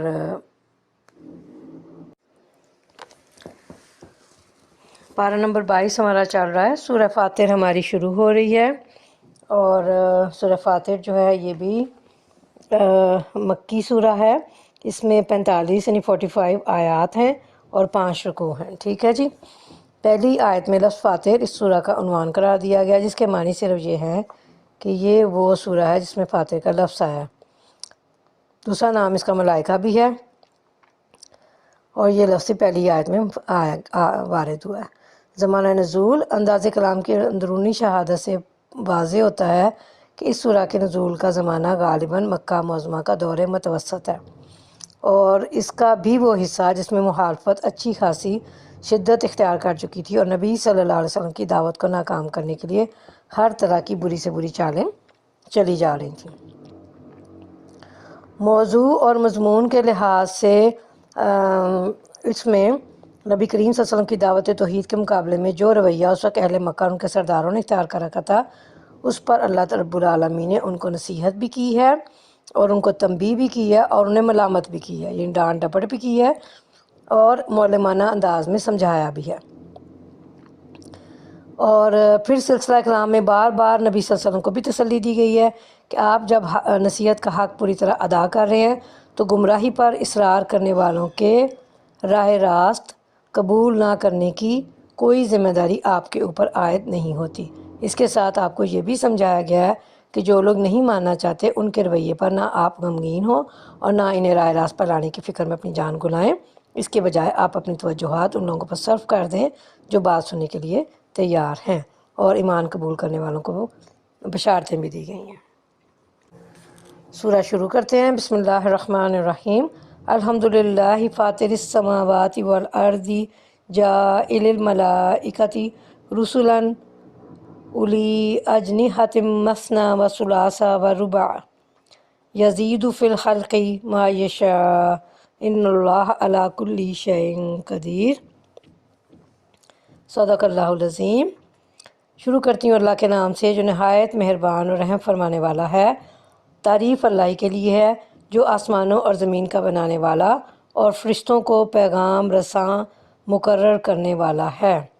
ایسے فرشتے جن کے 2 اور 3 اور 4 بازو ہیں، وہ اپنی مخلوق کی ساخت میں جیسا چاہتا ہے اضافہ کرتا ہے، اور ان اللہ علی کل شیء قدیر، یقیناً اللہ ہر چیز پر قادر ہے۔ فاطر کے معنی ہے ایجاد کرنے والا، بنانے والا۔ یہ اشارہ ہے اللہ کی قدرت کی طرف کہ اس نے آسمان و زمین پہلے پہل بغیر نمونے کے بنائے، تو اس کے لیے دوبارہ انسانوں کو پیدا کرنا کون سا مشکل کام ہے۔ اور فرشتوں سے مراد یہاں پہ جو ہے مراد حضرت جبرائیل علیہ السلام، میکائیل، اسرافیل اور اسرائیل فرشتے ہیں جن کو اللہ تعالیٰ انبیاء کی طرف یا مختلف مہمات پر قاصد بنا کر بھیجتا ہے۔ ان میں سے کسی کے 2، کسی کے 3 اور کسی کے 4 پر ہیں، جن کے ذریعے سے وہ زمین پر آتے اور زمین سے آسمان پر جاتے ہیں۔ یعنی بعض فرشتوں کے اس سے بھی زیادہ پر ہیں، جیسے کہ حدیث مبارکہ میں آتا ہے، نبی صلی اللہ علیہ وسلم نے فرمایا، میں نے معراج کی رات جبرائیل علیہ السلام کو اصلی صورت میں دیکھا، ان کے 600 پر تھے۔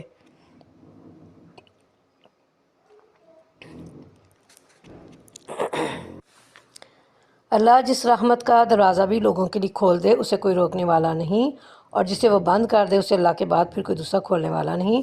وہ زبردست اور حکیم ہے۔ انہی نعمتوں میں سے یعنی ہر چیز کا دینے والا بھی وہی ہے، واپس لینے یا روک لینے والا بھی وہی ہے۔ اس کے سوا نہ کوئی عطا کرنے والا ہے اور نہ کوئی نعمتیں دینے والا ہے، اور نہ کوئی رکاوٹ بننے والا ہے، اور نہ ہی کسی کے قبضے میں اللہ کی بنائی کوئی بھی نعمت ہے۔ جس طرح نبی کریم صلی اللہ علیہ وسلم نے فرمایا کرتے تھے آپ صلی اللہ علیہ وسلم، اللہم لا مانع لما اعطیت ولا معطی لما منعت۔ اور آگے اللہ فرماتے ہیں،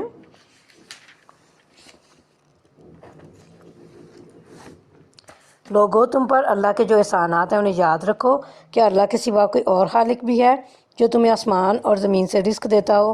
کوئی معبود اس کے سوا نہیں، آخر تم کہاں سے دھوکہ کھا رہے ہو؟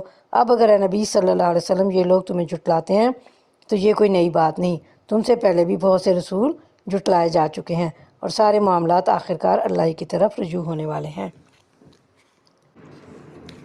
نبی کریم صلی اللہ علیہ وسلم کو اس آیت مبارکہ میں تسلی دی گئی ہے کہ آپ کو جھٹلا کر یہ کہاں جائیں گے، بالآخر تمام معاملات کا فیصلہ تو اللہ نہیں کرنا ہے۔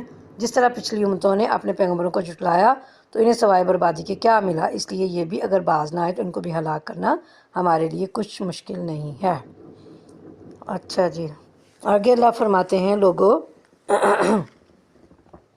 اللہ کا وعدہ یقیناً برحق ہے، لہٰذا دنیا کی زندگی تمہیں دھوکے میں نہ ڈالے اور نہ وہ بڑا دھوکے باز تمہیں اللہ کے بارے میں دھوکہ دینے پائے۔ در حقیقت شیطان تمہارا دشمن ہے، اس لیے تم بھی اسے اپنا دشمن ہی سمجھو۔ وہ تو اپنے پیرووں کو اپنی راہ پر اس لیے بلا رہا ہے کہ وہ دوزخیوں میں شامل ہو جائیں۔ جو لوگ کفر کریں گے ان کے لیے سخت عذاب ہے، اور جو ایمان لائیں گے اور نیک عمل کریں گے ان کے لیے مغفرت اور بڑا اجر ہے۔ یعنی آخرت کی نعمتوں سے غافل نہ کر دے شیطان ہمیں، جو اللہ تعالیٰ نے اپنے نیک بندوں اور رسولوں کے پیروکاروں کے لیے تیار کر رکھی ہیں۔ بس اس دنیا کی عارضی لذتوں میں کھو کر آخرت کی دائمی راحتوں کو نظر انداز نہ کرو، یعنی شیطان کے داؤ اور فریب سے بچ کر رہو، اس لیے کہ وہ بہت دھوکے باز ہے اور اس کا مقصد ہی تمہیں دھوکے میں مبتلا کر کے اور رکھ کر جنت سے محروم کرنا ہے۔ یعنی اسے سخت عداوت رکھو، اس کے دجل اور فریب اور ہتھ کنڈوں سے بچو، جس طرح دشمن سے بچاؤ کے لیے انسان کرتا ہے۔ یہاں بھی اللہ تعالیٰ نے دیگر مقامات کی طرح ایمان کے ساتھ عمل صالح کو بیان کر کے اس کی اہمیت کو واضح کر دیا ہے، تاکہ اہل ایمان عمل صالح سے کسی بھی وقت غفلت نہ برتیں کہ مغفرت اور اجر کریم کا وعدہ اس ایمان پر ہی ہے جس کے ساتھ عمل صالح ہوگا۔ بھلا کچھ ٹھکانہ ہے اس شخص کی گمراہی کا جس کے لیے اس کا برا عمل خوشنما بنا دیا گیا ہو اور اسے اچھا سمجھ رہا ہو۔ حقیقت یہ ہے کہ اللہ جسے چاہتا ہے گمراہی میں ڈال دیتا ہے اور جسے چاہتا ہے راہ راست دکھا دیتا ہے۔ پس اے نبی صلی اللہ علیہ وسلم، ہاں خواہ تمہاری جان ان لوگوں کے خاطر غم و افسوس میں نہ گھلے جو کچھ یہ کر رہے ہیں، اللہ اس کو خوب جانتا ہے۔ وہ اللہ ہی تو ہے جو ہواؤں کو بھیجتا ہے، پھر وہ بادل اٹھاتی ہیں، پھر ہم اسے ایک اجاڑ علاقے کی طرف لے جاتے ہیں اور اس کے ذریعے سے اسی زمین کو جلا اٹھاتے ہیں جو مری پڑی تھی۔ مرے ہوئے انسانوں کا جی اٹھنا بھی اسی طرح ہوگا۔ یعنی جس طرح بادلوں سے بارش برسا کر خشک مردہ زمین کو ہم شاداب یعنی زندہ کر دیتے ہیں، اور اسی طریقے سے قیامت والے دن تمام مردہ انسانوں کو بھی ہم زندہ کر دیں گے۔ یعنی جو چاہتا ہے اسے دنیا اور آخرت میں عزت ملے تو اللہ کی اطاعت کرے، اس سے اسے یہ مقصود حاصل ہو جائے گا۔ یعنی آگے اللہ نے فرمایا نا کہ جو کوئی عزت چاہتا ہے اسے معلوم ہونا چاہیے کہ عزت ساری کی ساری اللہ کی ہے۔ اس کے ہاں جو چیز اوپر چڑھتی ہے وہ صرف پاکیزہ قول ہے اور عمل صالح اس کو اوپر چڑھاتا ہے۔ رہے وہ لوگ جو بیہودہ چال بازیاں کرتے ہیں، ان کے لیے سخت عذاب ہے اور ان کا مکر خود ہی غارت ہونے والا ہے۔ اس لیے دنیا آخرت کا مالک اللہ ہی ہے، ساری عزتیں اس کے پاس ہیں۔ وہ جس کو عزت دے وہی عزیز ہوگا، جس کو وہ ذلیل کر دے اسے دنیا کی کوئی طاقت عزت نہیں دے سکتی۔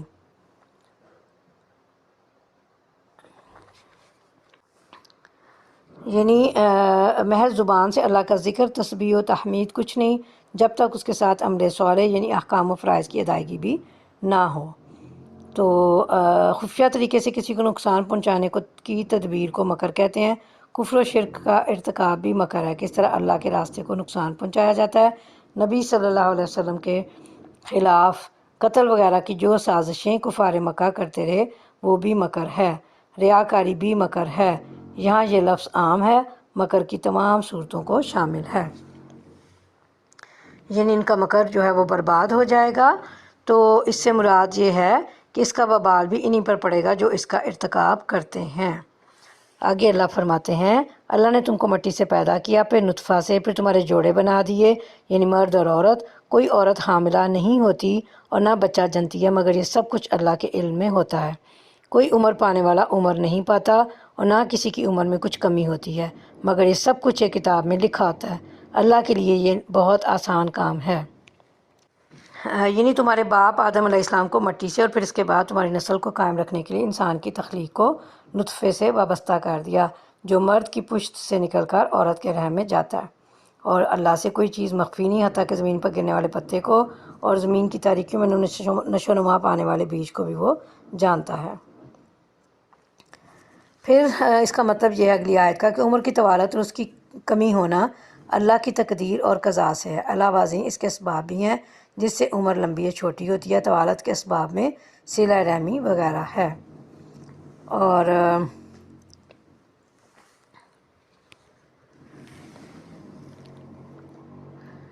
پھر اللہ فرماتے ہیں پانی کے دونوں ذخیرے یکساں نہیں ہیں، ایک میٹھا اور پیاس بجھانے والا ہے، پینے میں خوشگوار، اور دوسرا سخت کھاری کہ خلق چھیل دے، مگر دونوں سے تم تر و تازہ گوشت حاصل کرتے ہو، پہننے کے لیے زینت کا سامان نکالتے ہو، اور اسی پانی میں تم دیکھتے ہو کہ کشتیاں اس کا سینہ چیرتی چلی جا رہی ہیں تاکہ تم اللہ کا فضل تلاش کرو اور اس کے شکر گزار بنو۔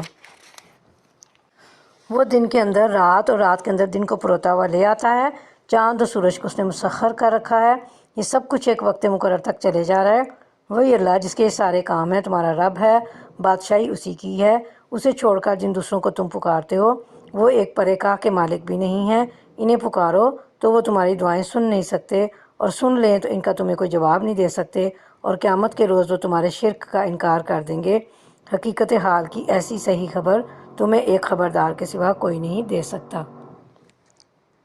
یعنی اگر تم انہیں مصائب میں پکارو تو وہ تمہاری پکار سنتے ہی نہیں ہیں، کیونکہ وہ جمادات ہیں یا منو مٹی کے نیچے مدفون، یعنی بالفرض وہ سن بھی لیں تو بے فائدہ، اس لیے کہ وہ تمہاری التجاؤں کے مطابق تمہارا کام نہیں کر سکتے۔ اور وہ کہیں گے کہ تم ہماری عبادت نہیں کرتے تھے ہم، اور پھر دوسری بات جو سورہ یونس میں ہے کہ ہم تو تمہاری عبادت سے بے خبر تھے۔ اس آیت سے یہ بھی معلوم ہوتا ہے کہ جن کی اللہ کے سوا عبادت کی جاتی ہے وہ سب پتھر کی مورتیاں ہی نہیں ہوں گی، بلکہ ان میں عاقل ملائکہ اور جن، شیاطین اور صالحین بھی ہوں گے، تبھی تو یہ انکار کریں گے۔ اور یہ بھی معلوم ہوا کہ ان کی حاجت براری کے لیے پکارنا شرک ہے، یعنی اپنی حاجتیں ان کے سامنے رکھنا کہ وہ پوری کریں گے، یہ بھی شرک ہے، اس لیے کہ اس جیسا کامل علم کسی کے پاس نہیں ہے۔ وہی تمام امور کی حقیقت سے پوری طرح باخبر ہے، جس میں ان پکارے جانے والوں کی بے اختیاری پکار کو نہ سننا اور قیامت کے دن اس کا انکار کرنا بھی شامل ہے۔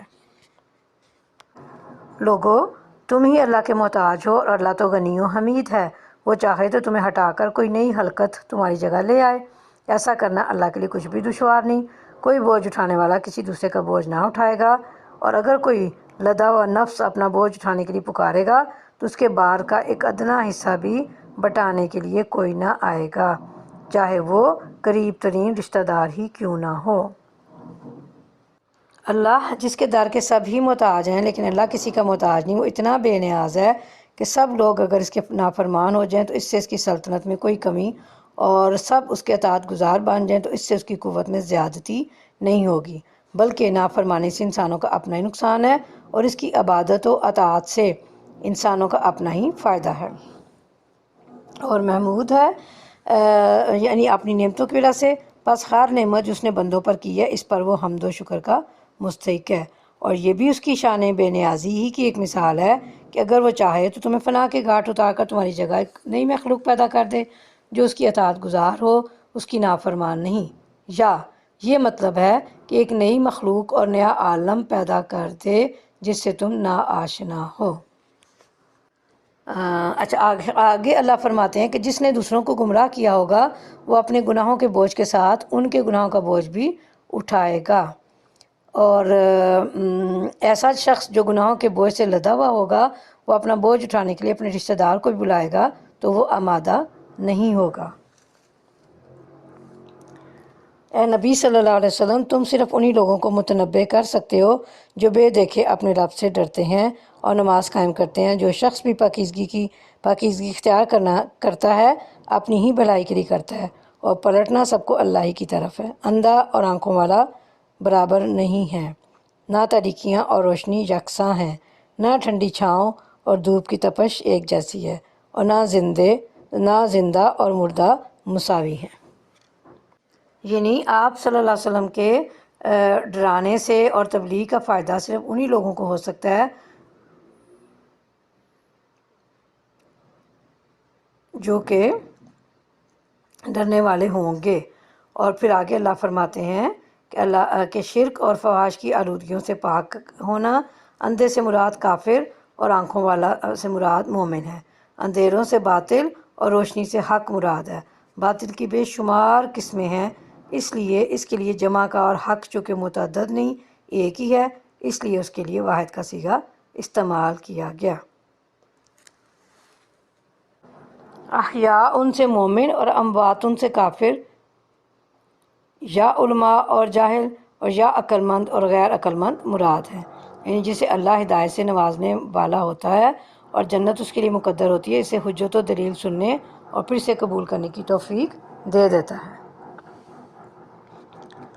یعنی جس طرح قبروں میں مردہ اشخاص کو کوئی بات نہیں سنائی جا سکتی، اسی طرح جن کے دلوں کو کفر نے موت سے ہمکنار کر دیا ہے، اے پیغمبر صلی اللہ علیہ وسلم آپ انہیں حق کی بات نہیں سنا سکتے۔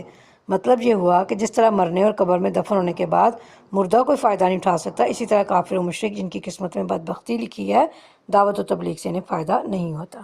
اور آپ صلی اللہ علیہ وسلم کا کام صرف دعوت و تبلیغ ہے، ہدایت اور ضلالت یہ اللہ کے اختیار میں ہے۔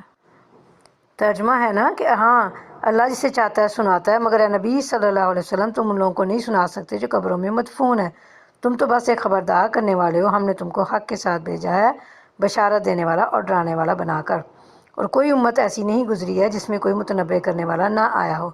اب اگر یہ لوگ تمہیں جھٹلاتے ہیں تو ان سے پہلے گزرے لوگ بھی جھٹلا چکے ہیں، ان کے پاس ان کے رسول کھلے دلائل اور صحیفے اور روشن ہدایات دینے والی کتاب لے کر آئے تھے، پھر جن لوگوں نے نہ مانا ان کو میں نے پکڑ لیا، اور دیکھ لو کہ میری سزا کیسی سخت تھی۔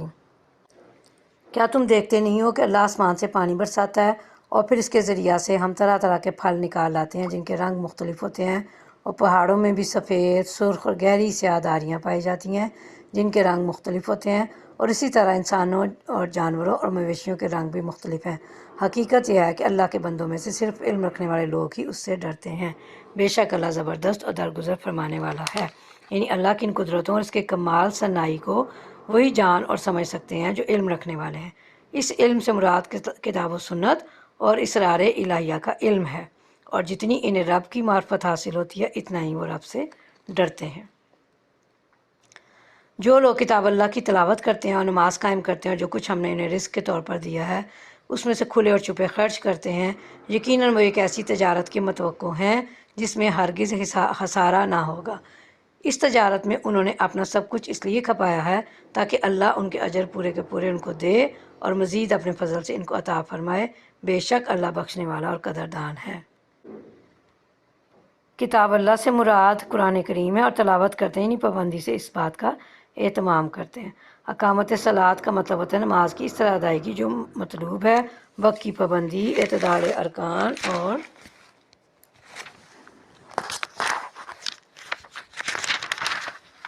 خشوع و خضوع کے اہتمام کے ساتھ پڑھنا۔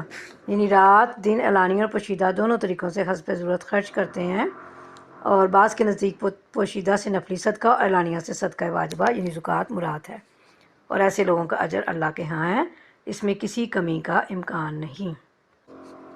اے نبی صلی اللہ علیہ وسلم، جو کتاب ہم نے تمہاری طرف وحی کے ذریعے سے بھیجی ہے وہی حق ہے، تصدیق کرتی آئی ہے ان کتابوں کی جو اس سے پہلے آئی تھیں، بے شک اللہ اپنے بندوں کے حال سے باخبر ہے اور ہر چیز پر نگاہ رکھنے والا ہے۔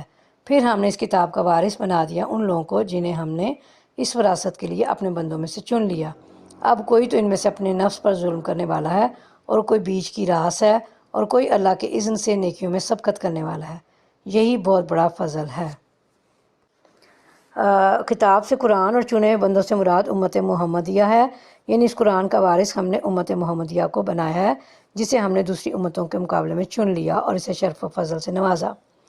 امت محمدیہ کی 3 قسمیں بیان فرمائیں۔ یہ پہلی قسم ہے جس سے مراد ایسے لوگ ہیں جو بعض فرائض میں کوتاہی اور بعض محرمات کا ارتکاب کر لیتے ہیں۔ یہ بعض کے نزدیک وہ ہیں جو صغائر کا ارتکاب کرتے ہیں۔ انہیں اپنے نفس پر ظلم کرنے والا اس لیے کہا کہ وہ اپنی کچھ کوتاہیوں کی وجہ سے اپنے کو اس اعلیٰ درجے سے محروم کر لیں گے جو باقی 2 قسموں کو حاصل ہوں گی۔ دوسری قسم کون سی ہے؟ یعنی ملے جلے عمل کرتے ہیں، یا بعض کے نزدیک وہ ہیں جو فرائض کے پابند، محرمات کے تارک تو ہیں لیکن کبھی مستحبات کا ترک اور بعض محرمات کا ارتکاب ان سے ہو جاتا ہے، یا وہ ہیں جو نیک تو ہیں لیکن پیش نہیں ہیں، اور یہ وہ ہیں جو دین کے معاملے میں پچھلے دونوں سے سبقت کرنے والے ہیں۔ یعنی کتاب کا وارث کرنا اور شرف و فضل میں ممتاز کرنا۔ آگے اللہ فرماتے ہیں کہ جن لوگوں نے ہمیشہ رہنے والی جنتیں ہیں جن میں یہ لوگ داخل ہوں گے، وہاں انہیں سونے کے کنگن اور موتیوں سے آراستہ کیا جائے گا، وہاں ان کا لباس ریشم ہوگا، اور وہ کہیں گے کہ شکر ہے اس خدا کا جس نے ہم سے غم دور کر دیا، یقیناً ہمارا رب معاف کرنے والا اور قدر فرمانے والا ہے، جس نے ہمیں اپنے فضل سے ابدی قیام کی جگہ ٹھہرا دیا۔ اب یہاں نہ ہمیں کوئی مشقت پیش آتی ہے اور نہ تکان لاحق ہوتی ہے۔ اور جن لوگوں نے کفر کیا ہے ان کے لیے جہنم کی آگ ہے، نہ ان کا قصہ پاک کر دیا جائے گا کہ مر جائیں، اور نہ ان کے لیے جہنم کے عذاب میں کوئی کمی کی جائے گی۔ اس طرح ہم بدلا دیتے ہیں ہر اس شخص کو جو کفر کرنے والا ہو۔ وہ وہاں چیخ چیخ کر کہیں گے کہ اے ہمارے رب، ہمیں یہاں سے نکال لے تاکہ ہم نیک عمل کریں ان اعمال سے مختلف جو پہلے کرتے رہے تھے۔ انہیں جواب دیا جائے گا، کیا ہم نے تم کو اتنی عمر نہ دی تھی؟ جس میں کوئی سبق لینا چاہتا تو سبق لے سکتا تھا، اور تمہارے پاس متنبع کرنے والا بھی آ چکا تھا۔ اب مزہ چکھو، ظالموں کا یہاں کوئی مددگار نہیں ہے۔ بے شک اللہ آسمان اور زمین کی ہر پوشیدہ چیز سے واقف ہے، وہ تو سینوں کے چھپے راز تک جانتا ہے۔ وہی تو ہے جس نے تم کو زمین میں خلیفہ بنایا ہے۔ اب جو کوئی کفر کرتا ہے اس کے کفر کا وبال اسی پر ہے، اور کافروں کو ان کا کفر اس کے سوا کوئی ترقی نہیں دیتا کہ ان کے رب کا غضب ان پر زیادہ سے زیادہ بھڑکتا چلا جاتا ہے۔ کافروں کے لیے خسارے میں اضافے کے سوا کوئی ترقی نہیں۔ اے نبی صلی اللہ علیہ وسلم، ان سے کہو، کبھی تم نے دیکھا بھی ہے اپنے ان شریکوں کو جنہیں تم خدا کو چھوڑ کر پکارا کرتے ہو؟ مجھے بتاؤ انہوں نے زمین میں کیا پیدا کیا ہے، یا آسمانوں میں ان کی کیا شرکت ہے؟ اگر یہ نہیں بتا سکتے تو ان سے پوچھو، کیا ہم نے انہیں کوئی تحریر لکھ کر دی ہے جس کی بنا پر یہ اپنے شرک کے لیے کوئی صاف سند رکھتے ہوں؟ نہیں، بلکہ یہ ظالم ایک دوسرے کو محض فریب کے جھانسے دیے جا رہے ہیں۔ حقیقت یہ ہے کہ اللہ ہی ہے جو آسمانوں اور زمین کو ٹل جانے سے روکے ہوئے ہے، اور اگر وہ ٹل جائیں تو اللہ کے بعد کوئی دوسرا انہیں تھامنے والا نہیں ہے۔ بے شک اللہ بڑا حلیم اور درگزر فرمانے والا ہے۔ یہ لوگ کڑی کڑی قسمیں کھا کر کہا کرتے تھے کہ اگر کوئی خبردار کرنے والا ان کے ہاں آ گیا ہوتا تو یہ دنیا کی ہر قوم سے بڑھ کر آسرو ہوتے، مگر جب خبردار کرنے والا ان کے ہاں آ گیا تو اس کی آمد نے ان کے اندر حق سے فرار کے سوا کسی چیز میں اضافہ نہ کیا۔ یہ زمین میں اور زیادہ سرکشی کرنے لگے اور بری بری چالیں چلنے لگے، حالانکہ بری چالیں اپنے چلنے والوں ہی کو لے بیٹھتی ہیں۔ اب کیا یہ لوگ اس کا انتظار کر رہے ہیں کہ پچھلی قوموں کے ساتھ اللہ کا جو طریقہ رہا ہے وہی ان کے ساتھ بھی برتا جائے؟ یہی بات ہے تو تم اللہ کے طریقے میں ہرگز کوئی تبدیلی نہ پاؤ گے، اور تم کبھی نہ دیکھو گے کہ اللہ کی سنت کو اس کے مقررہ راستے سے کوئی طاقت پھیر سکتی ہے۔